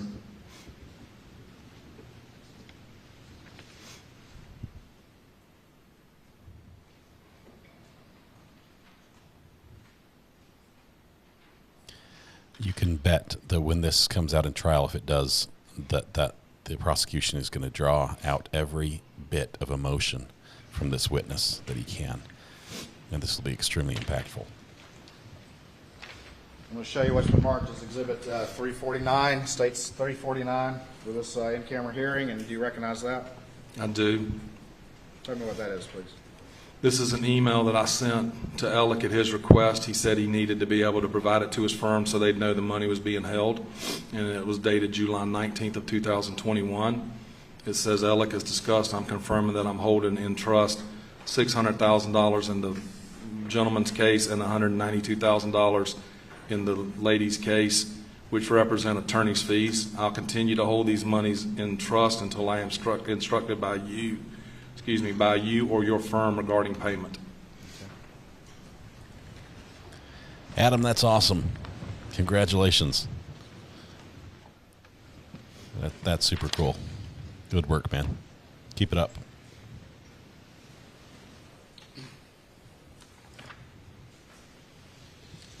You sent that email at that point in time. Did you receive any further inquiry at that point in time, at least, from the law firm saying, all right, go ahead and send us the 792? Mr. Waters, I didn't hear anything else from the law firm at all until September the 3rd, 2021, about 3 o'clock in the afternoon, when Mr. Lee Cope called me. The first question he asked me was I still holding $792,000 in my firm? That seemed to be his first concern, and I said, yes, I am. And he said, well, we need to get that money paid to us. And then he told me that they had discovered a check that I think I remember him telling me that was from me to Alec in the firm, and that they had discovered that Alec was stealing money from the firm and from clients, and that he could not talk very long, and asked me not to say anything to anybody until the following Tuesday when they could issue a press release. All right. Let me slow you down just real quick before we get there. Debbie, in answer to your question, at some point yes. in time in August, did you attend any event or any conference where you saw Alec? I did. And what was that? It's called South Carolina Association of Justice now. I still call it the Trial Lawyers Association. We have an annual convention in Hilton Head every August, the first weekend, and I usually attend and was there. And Alec was there. Did you see Alec there? I did. And did you have any conversation with him at that conference about the $192,000 that you covered for him when he was going to pay that back? I believe I asked him about it, and he indicated he was working on it. Some discussion about his father's estate. His father had just passed, and there would be money coming from the estate, and then with Maggie's estate being tied up, also. Okay. Did he say he might sell some property or something like that? I think he did mention that he was working towards selling some property. At this point in time, still a couple of months after the tragic murders of Maggie and Paul, were you still very sensitive to your friend's emotional health and well-being? Sure. I mean, I didn't push him. Didn't push him? No, sir. A 3-year coin has to do with sobriety.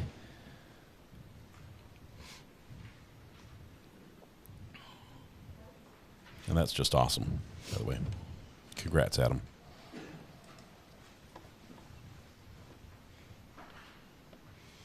At some point after that conference where you asked him about it, didn't want to push him, did you have another conversation with him about when that money might be paid? I believe I did, yes, sir. All right, I'm going to show you what's been marked as states 350 for this hearing. See if you recognize that. I do. Tell me what that is. It is a very rudimentary, handwritten, scratched-out promissory note that I asked Alec to sign for me, which he did August 17th of 2021, acknowledging that I had loaned him $192,000 that he would repay within 60 days, I think is what it says. And tell me how the circumstances of how you came to get this, essentially on a folded piece of paper. This is a copy of it, right? It is, yes, sir. All right, tell me about it, please. That was more about, I mean, I wanted to get repaid my money as quickly as possible, but that was more about, I was concerned, just like everybody else, everybody in his firm and everybody in his family, that he was going to do something to himself, you know, that he was going to kill himself. And, I mean, I knew enough to know that that I couldn't make a claim against his estate if there wasn't something in writing. And so that was more, I went to him and said, Alec, look, I hate to even ask this, but I need to ask you to do this in case something happens to you. And I phrased it like if you get hit by a car or something, but it was more about worried about what he might do. And I need to ask you to do this so that if there's a problem, I can deal with it. And he did. He didn't have a problem with it.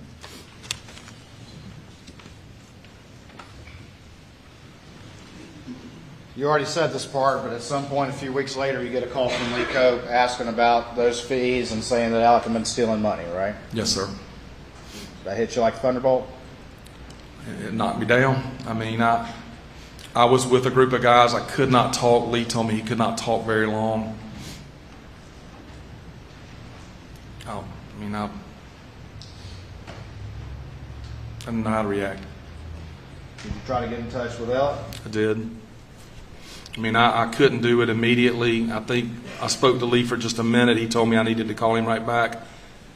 I called him back. We talked for just a minute. He couldn't talk long. He said he had other things to take care of to deal with all of what was going on. Do you remember what day this is? September 3rd, Friday, 3 o'clock in the afternoon. 2021? 2021. Yes, sir. You remember it like it was yesterday? I can tell you exactly where I was and who I was with. Tell me more about what happened. I finished up what I was doing with that group. I think I tried to call Alec, or I know I texted him, and I believe I tried to call also, and I couldn't get him. Did you continue to try to contact him? I did. I think he did respond maybe that afternoon later and said, I forget what it was. It was in a meeting or something. I'll call you back as soon as I can. But at some point in time, I kept trying to get him, and we did talk later.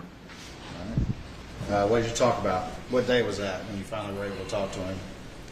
I think I did speak to him that evening, this Friday, September the 3rd, by phone. I don't remember the exact of the conversation, but I said, look, Lee's called me and told me what's going on. What is going on? He said, I really can't talk about it much right now. I said, I need to talk to you, and I want it to be in person. I need to know what's going on. And what happened next?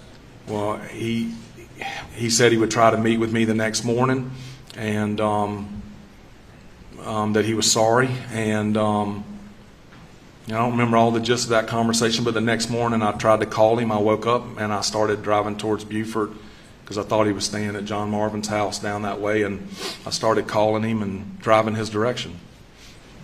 And eventually he called me back and said he would meet me in Alameda at his mom and daddy's house. Did you meet him there? I did.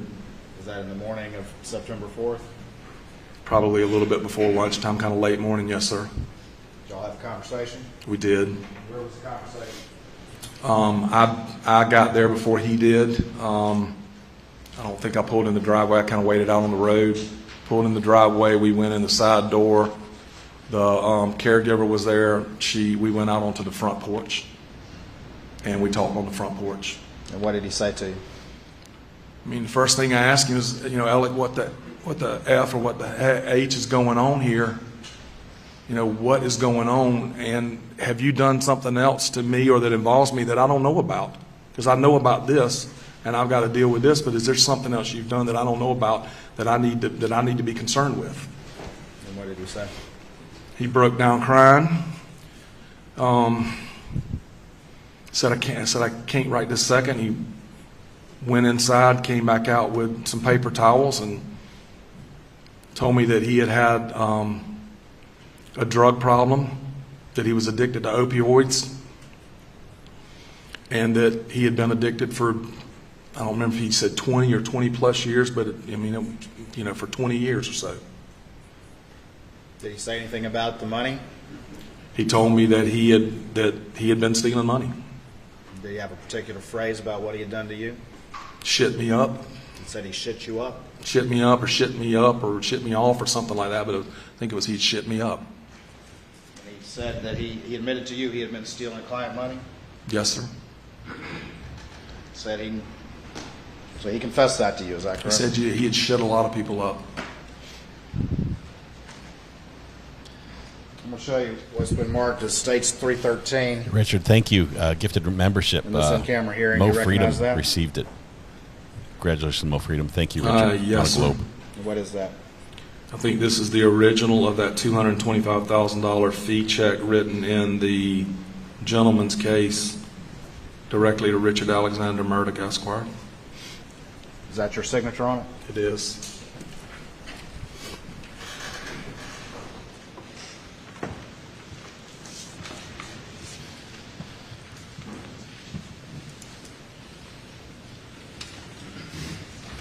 Alex has started chewing.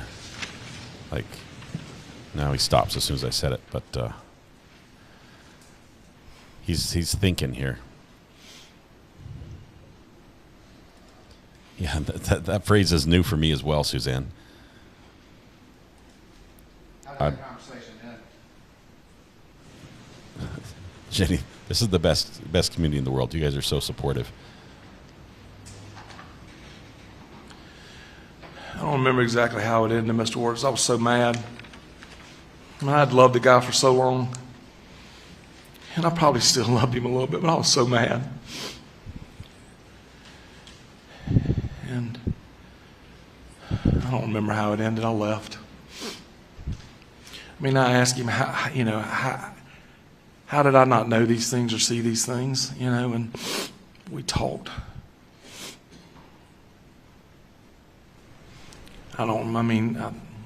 He was concerned about me getting my $192,000 back. Seemed concerned. I told him I wasn't worried about that. At that point, I wanted to make sure there wasn't something else. This was a little bit before lunch on September 4th? Yes, sir. Eventually... We didn't leave. We didn't. I'm sure I yelled at the beginning, or at least raised my voice, but I didn't leave yelling and screaming and hollering. We didn't fight. But I left. I wasn't happy. Where'd you go after you left? Do you remember? I rode through Hampton. Actually, we threw Hardee's and grabbed something for a bite of lunch on the road and headed back to Columbia where I live. That day, did you hear anything else about Alec? I did. About how long after you left Alec did you hear something? I had stopped in my office in Bamberg or at the post office to pick something up, and I was somewhere between Bamberg and Columbia when I got a call. It was either from Randy or Lee Cope, but I believe it was Lee Cope. And what were you informed? That Alec had been shot in the head and that he was on a helicopter going to the hospital in Savannah. And I think it was Savannah Hospital, but they said the hospital, but I believe they said Savannah Hospital. What did you do in response to that information? What the devil's going on? I thought he'd tried to kill himself. I didn't think he was suicidal when I left, but when I heard that, I thought he'd tried to kill himself. Did you go to the scene, or did you return back home? I went back home. Did you try to reach out to Alec after that? I did not. I talked to his brother Randy, I think some that same day and some on the next day. But by that time, frankly, all this had, for lack of a better term, blown up to where I didn't think I'd be able to talk to Alec. And I don't know that I wanted to. Have you had a conversation with him since? I have not spoken to him since that morning at Alameda. Have you had any other communication with him? He's texted me once or twice, to which I've responded something very generic, like "I'm thinking about your family." And I think he may have written a letter, some short letter that, frankly, I turned over to my lawyers. I'm going to show you what's been marked as States 351. See if you recognize that. I do. And what is that? This is one of the texts that I received from Alec and my response.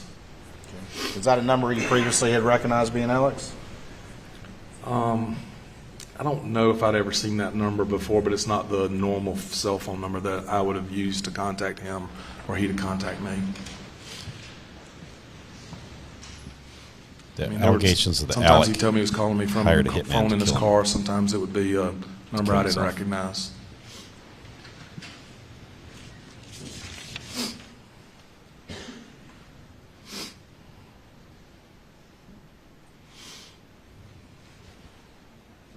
Screen there.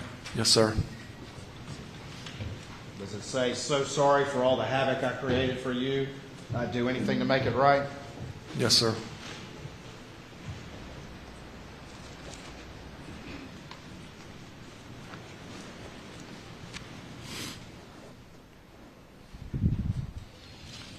Thank you, Mr. Wilson. That's all the questions for this in-camera hearing, Your Honor.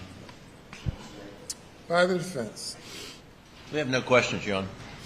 All right, Mr. Wilson. No questions. Okay.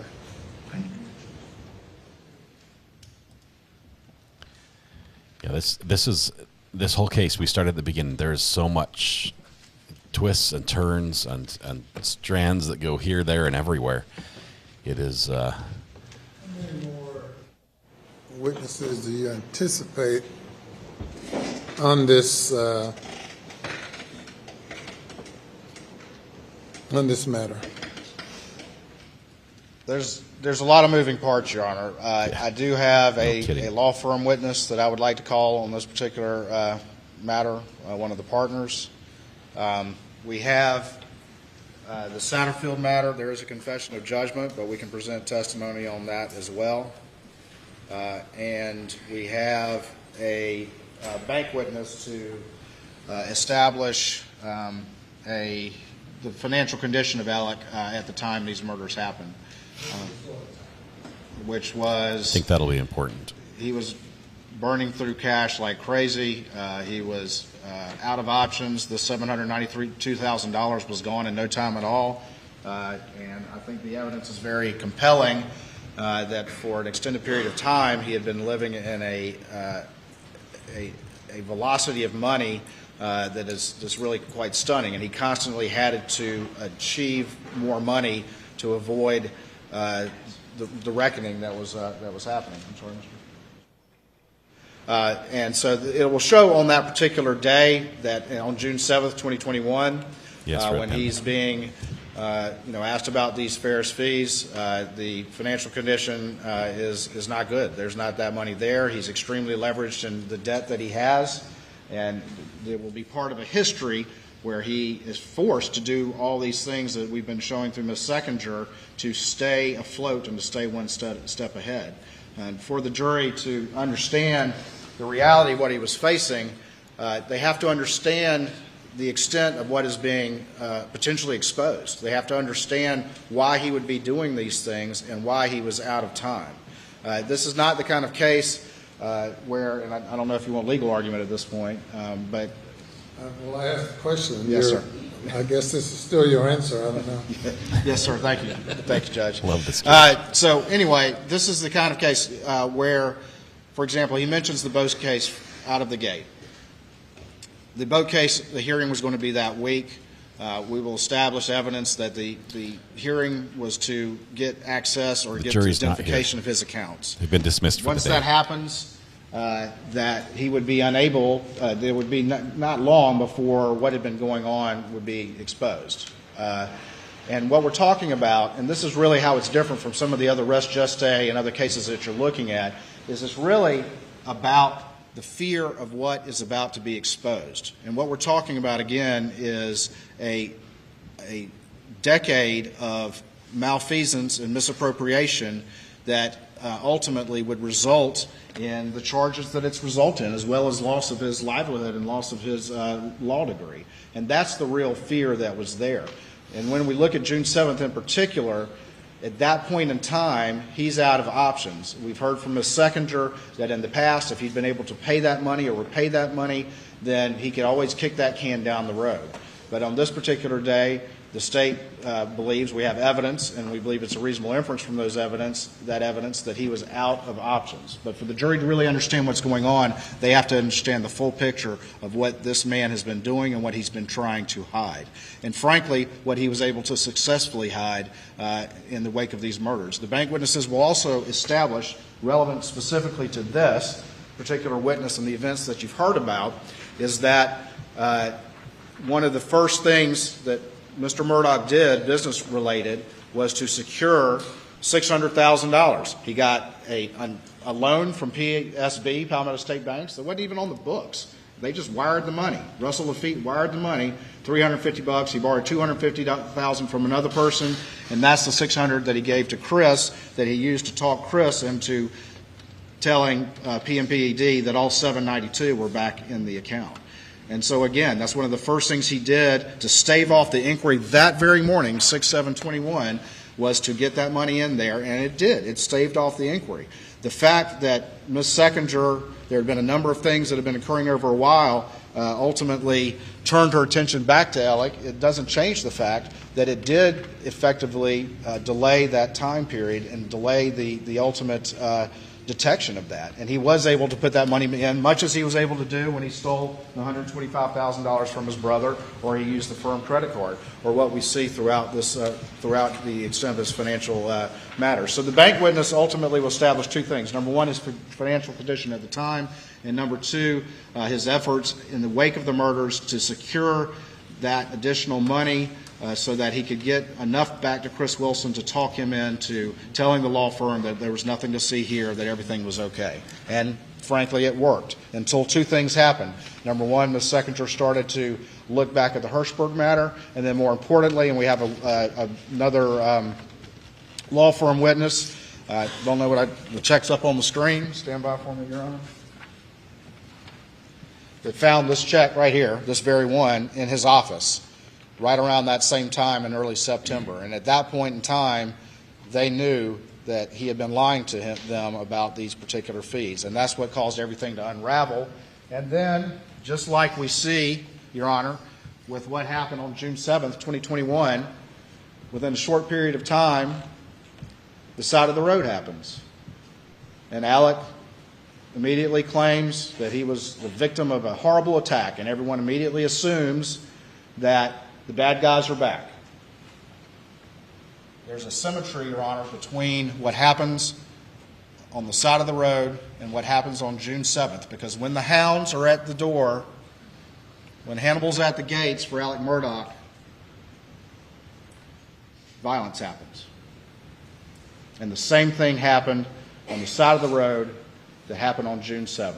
And for this jury to understand the real picture of this man that I will remind Your Honor, I know you're well aware of, that they have already repeatedly put into issue his character and what a loving father he was and all the rest of it, they need to understand really what this man was hiding. And he was hiding something we have never seen before. And the pressures of that are important for the jury to understand why this man might do that. That was a great summary. That was incredible. That's basically Griffin, sums up the whole prosecutor's case. Yes, Your Honor. I would like to respond. What you've heard thus far today does not establish that Hannibal's at the gate in any form or fashion. What you heard from Ms. Sechinger, is that what's the language she used? Hang on, I've got it right here.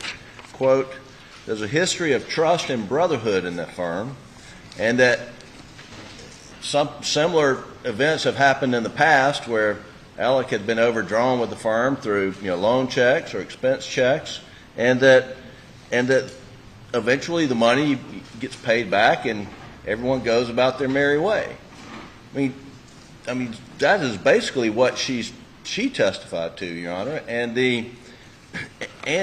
this sort of concept that Alec committed murders to cause a delay in the firm investigating this diversion of fees was debunked by her own testimony, where she said, number one, Mr. Randolph Murdaugh was going back in the hospital to die, and that I stopped in my tracks and I became a friend and stopped looking, and that Mr. Murdaugh did die. I mean, that's what stopped her conversation, and that's what stopped her inquiry on June the 7th, by her own testimony.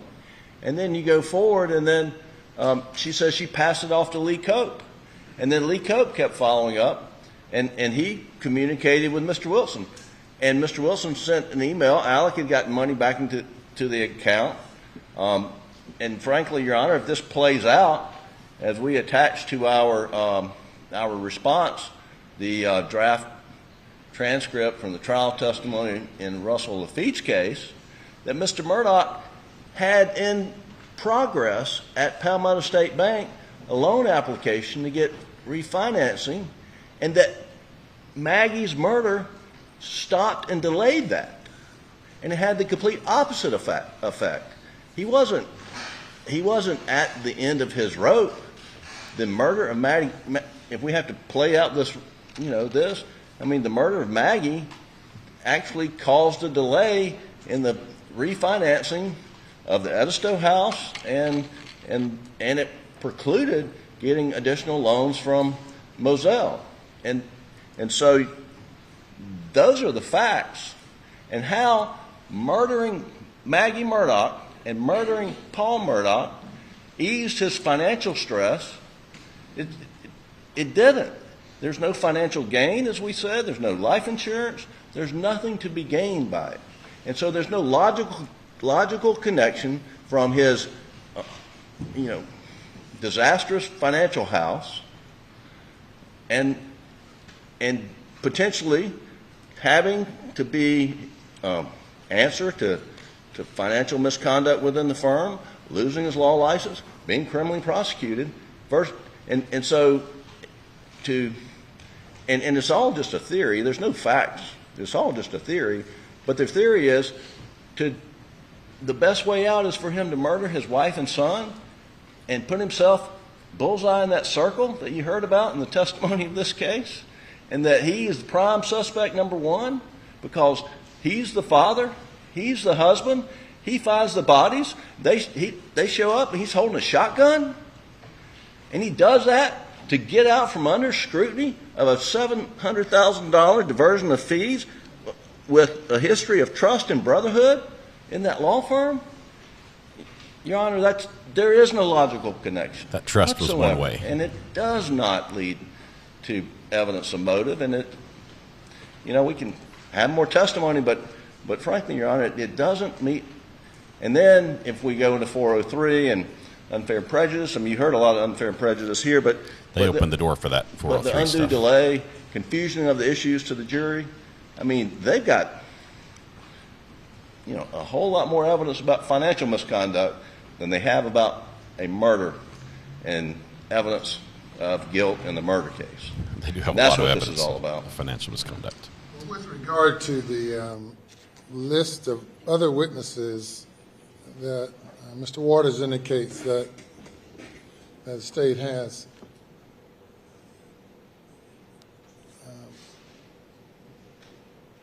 for purposes of the court being able to do an analysis as to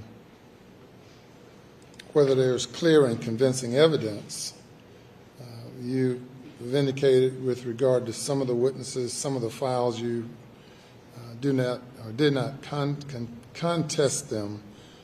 But if you have a few employees from the law firm, including Lee Cope, Mr. Murdaugh's secretary or administrative assistant, excluding someone from the bank, Who's the other person you mentioned? Well, we have also the Satterfield, which of course we have a confession of judgment. For purposes of this hearing, that might be sufficient for the court's analysis, although the circumstances, I think, are very relevant. And then with the boat case, the one thing I want to add, and that would be Mark Tinsley in the boat case, is to understand the context of the boat case and understand how this all relates to everything, is not only was the discovery there being sought by Mr. Tinsley, but there will be testimony. And again, this is all in transcripts, which they have. And I don't know. I've talked with the defense about, obviously they don't have to concede and they'll be able to cross and all the rest of it. But it is in transcripts. They've had a chance to review it, whether or not that's sufficient, at least for an in-camera determination. But one of the things that Mark Tinsley will say was the very aggressive posture which they were taking in the boat case, which meant that Alex Murdaugh was not a defendant of convenience, that the goal of the litigation, at least as it related to him, was a personal recovery. And that is why he was proceeding so aggressively in that particular case. Mark Tinsley will also say that, and we'll talk about how that litigation was going, but we'll also say that after the crimes of June 7th, 2021, that landscape completely changed. This was an extremely significant liability, and the testimony will be that that aggressive posture, seeking a personal recovery from Alex Murdaugh, actually of $10 million, that they weren't coming off that, and that was the manner in which that litigation was going. Once the murders happened, that was done. And Mr. Tinsley will testify to that, at least the posture that they were taking.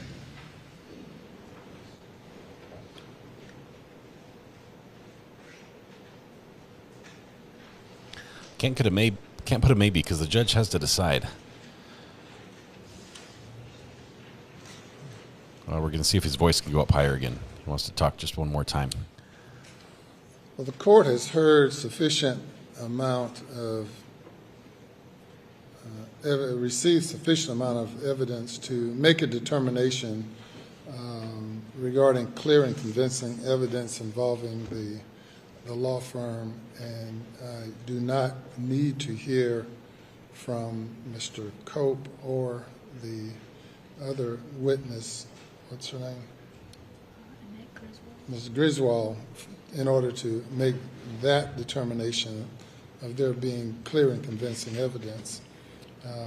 With regard to Satterfield, you do have a confession of judgment, which the court has not seen or reviewed. With regard to the boat case, there's been no testimony. In the record regarding the impact of that on Mr. Murdaugh's state of mind or the like. So Mr. Tinsley, particularly considering the representations by counsel that the plaintiffs in that case were just seeking a financial statement, basically. And so the court can hear from Mr. Tinsley, review the confession of judgment, then hear arguments from the parties once again regarding the admissibility of all of this as relates to these other bad acts, and also the limitation on this, if any. Yes, sir. Two matters right now. I do have the confession of judgment, which I can mark, as well as the disbarment. I don't believe the rules require a full-blown trial on these matters for the court to make a determination of clear and convincing evidence. I do have two issues. It would be, of course, we have the bank witnesses to establish that financial condition, and there's that. The bank witnesses also included. I overlooked. I'm going to close out the poll in just a minute here. I do have and we can definitely do that in the morning. I do have a problem, unfortunately, that Mr. Tinsley is not available in the morning, but can be here first thing Monday morning, Your Honor. That's not good. But we can handle the bank witnesses in the morning. All right. And again, we do have a transcript. It's your case. Your Honor, we have filed a separate motion with the court on the admissibility of essentially Mr. Tinsley's testimony for any consideration by the court, because he's giving, a legal opinion. It's a judicial decision. It's not Mr. Tinsley's decision, and we've submitted that to the court. So we don't think anything Mr. Tinsley has to say would be relevant. We'd be prepared to argue that tomorrow or tonight if you'd like. Well, I haven't received that motion. Here's a clocked-in copy. When was it clocked in? January 24th, 2023. January 24th. That last Tuesday? When was that? Last Tuesday? He should have received it by now. Seems like yesterday. That was last week. I will say that the results are in for the poll with 87% yes and 12% no. I think if it does get all let in, that there will be an appeal. I don't know if it'll be granted, but it definitely will be an appeal pertaining to Mr. if there's a Tinsley. conviction because of it. Well, we'll address Mr. Tinsley's issue, and Mr. Tinsley is available. I cannot conclude based on argument that his testimony will only be relate to a question of law. So we'll defer anything, any presentation until Mr. Tinsley is available, and then we can press on with the other witnesses tomorrow morning before the jury gets here. At 11:30, we'll start at 9:30. Hopefully that 2-hour window will be sufficient with a break in there somewhere. Regarding the Satterfield matter, what's the defense's position on that? Your Honor, we agree that they have a confession of judgment. We agree that there's an order disbarring him for that conduct, and they concluded that confession of judgment, even though it has a disclaimer. Anyway, the Supreme Court concluded that is an admission. So, for purposes of disbarment, and I'd be hard pressed to argue against that satisfying, clear, and convincing standard. And what year was that? That's a tough. The wrongful conduct. He doesn't want the information brought in. Yeah, well, the Satterfield matter, I don't have it off the top of my head, but it was quite some time ago. 2019, 20. He's like, I can't really argue against a Supreme Court decision and say it's not clear and convincing. The other bad acts prove nothing in this case. I agree. They don't. Satterfield issues separately. Aside from the court, they are painting a picture that may go to motive. Determining just the issues in general regarding whether or not this testimony should be admitted on motive, identity, common scheme,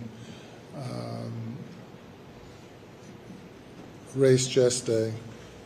There's a separate issue regarding remoteness. And of course, I know the state believes that this is a thread that's woven through all of one thing to the other that culminates in the conduct on June 7th. We'll hear arguments on that later. Your Honor, not to belabor the point, the additional ground would be consciousness of guilt, which is a basis for admissibility. And again, that's kind of what we're talking about. I mean, that goes under 404, but the case law is long. The consciousness of guilt is fear of detection is a basis for it. You submitted something on that? I'll get you some additional cases on that, Your Honor. We'll have that for you by tomorrow. All right. I'm not sure what act he is going under the consciousness of guilt prong to the extent it exists. I don't know what he's talking about. I don't know either. We'll see. Well, again, he's trying to avoid facing life without parole and the loss of his livelihood. And for the jury to understand that, it's more than just $792,000. It's this entire time period. And that is really the issue, is avoiding that detection. Okay, well, we've done enough on this day. We'll resume at 9:30. All right, that brings us to the end of the day today. We knew it was going to be a good one. I did not know that there wouldn't be a decision on this matter. It looks like it's possibly won't even be tomorrow, and it might even happen as late as Monday. We expect that some of this financial information will be brought in. Some of it's getting in. Something we already know because the jury's heard questions about $792,000. We heard that when Rogan, I think was it Rogan on the stand or the other friend, I forget. So some's coming in. It's very important to the state's case. They're claiming that it was the motive that drove this whole thing. I will say, Nems, you had a comment back there. Let's see where it was. Let's see, right here. The sympathy thing, that's a hard sell for me. I think the state sort of missed on their claim here that he's doing this for sympathy. I would easier be able to get to the point where saying he snapped, the pressure was too high and he snapped and made a decision, or maybe got an argument or something. But doing it for sympathy, I don't see that, because we don't have anything before this where he was doing something for sympathy like that. Right. We do have after this. I mean, I guess we've got his dad that passed away, and that I guess could have been the first time he had sympathy. And then we've got his family that passes away. I'll have to look at the timeline. I don't know. The sympathy for me just doesn't connect right. The money is the motive, in my opinion, should be entered. The Beach family was paid out through Maggie's estate. We haven't heard any evidence or testimony about the possibility of Maggie seeking a divorce and what that would do financially to him. I think that would be more important to understand the motive there. Night court, I'll stay. How on earth is getting caught stealing motive to kill your family? Charlie, I agree. I don't think that the two are directly related, but I would say the getting caught, if the family didn't know and everything was falling down around his ears and he could see that his life was ending as he knew it, we've seen that as a motive for a lot of people to do, a murder-suicide type thing. So that I can get to that point a little easier than doing it out of sympathy. So he probably was in a very bad state mentally, thinking about how things were crashing down and not finding a way out, and then that I can just see in that state that he would make that really poor decision. Boat evidence just confuses things, in my opinion. I don't think the judge doesn't want to have a Thursday night date with Tim Conway. He would try making a date with him during the day after his nap. Yeah, they're done for the day, I think. The court did thin out quite a bit. We had a packed courtroom this morning as we had some students from a local preparatory academy show up there. Looks like, is Murdaugh already in cuffs? I'm not sure if they've cuffed him yet. Let me check. I think they cuff him and then... Oh, not in cuffs yet. They'll cuff him before he gets out to his transport. Back to the hotel.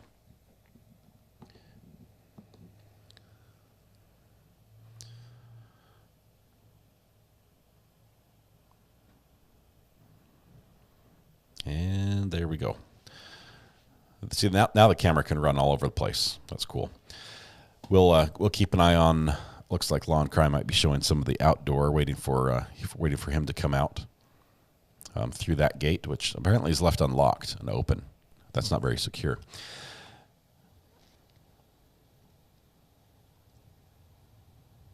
We're talking about $750,000, but he stole $8 million.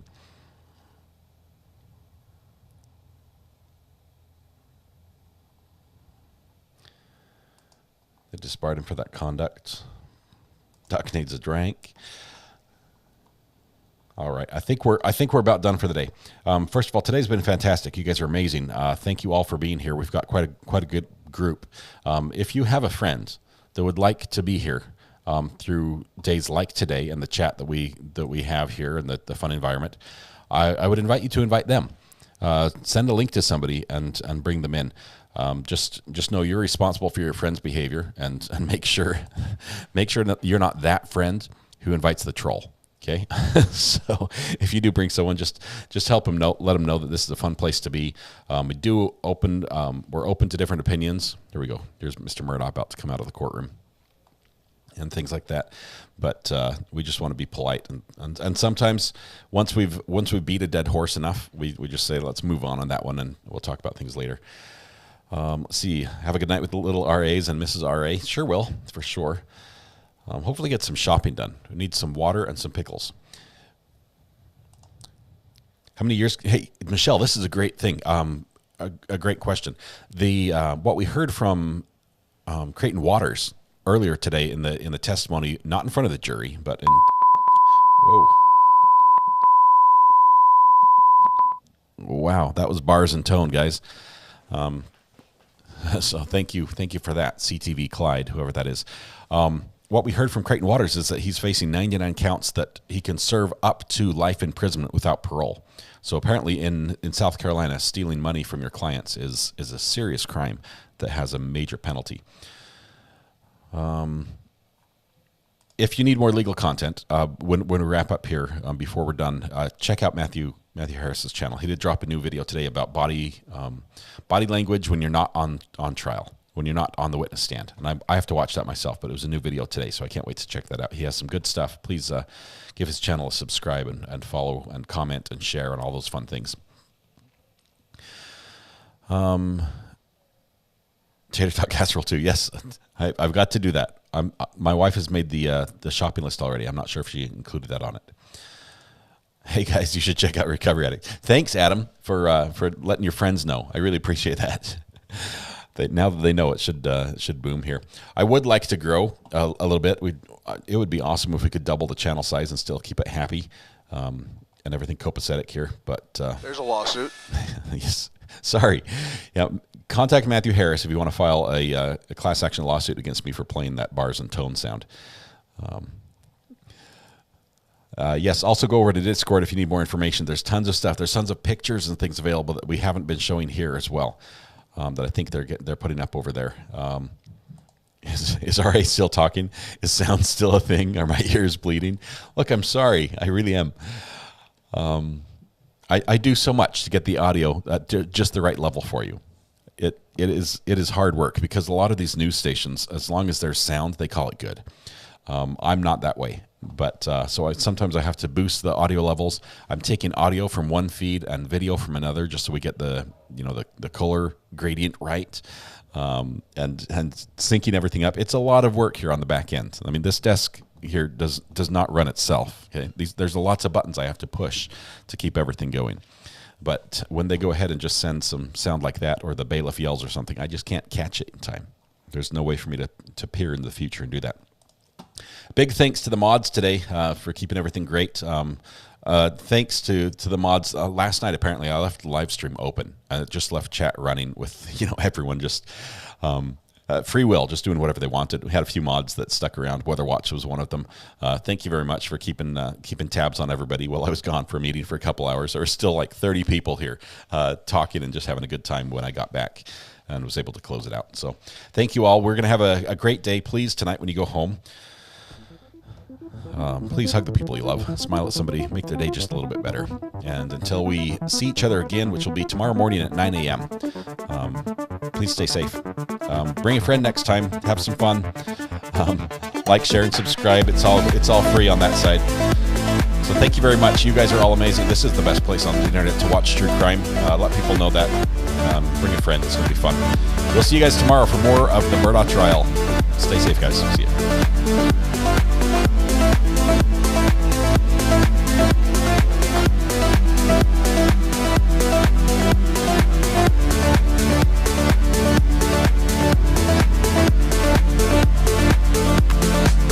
I'm not a camel.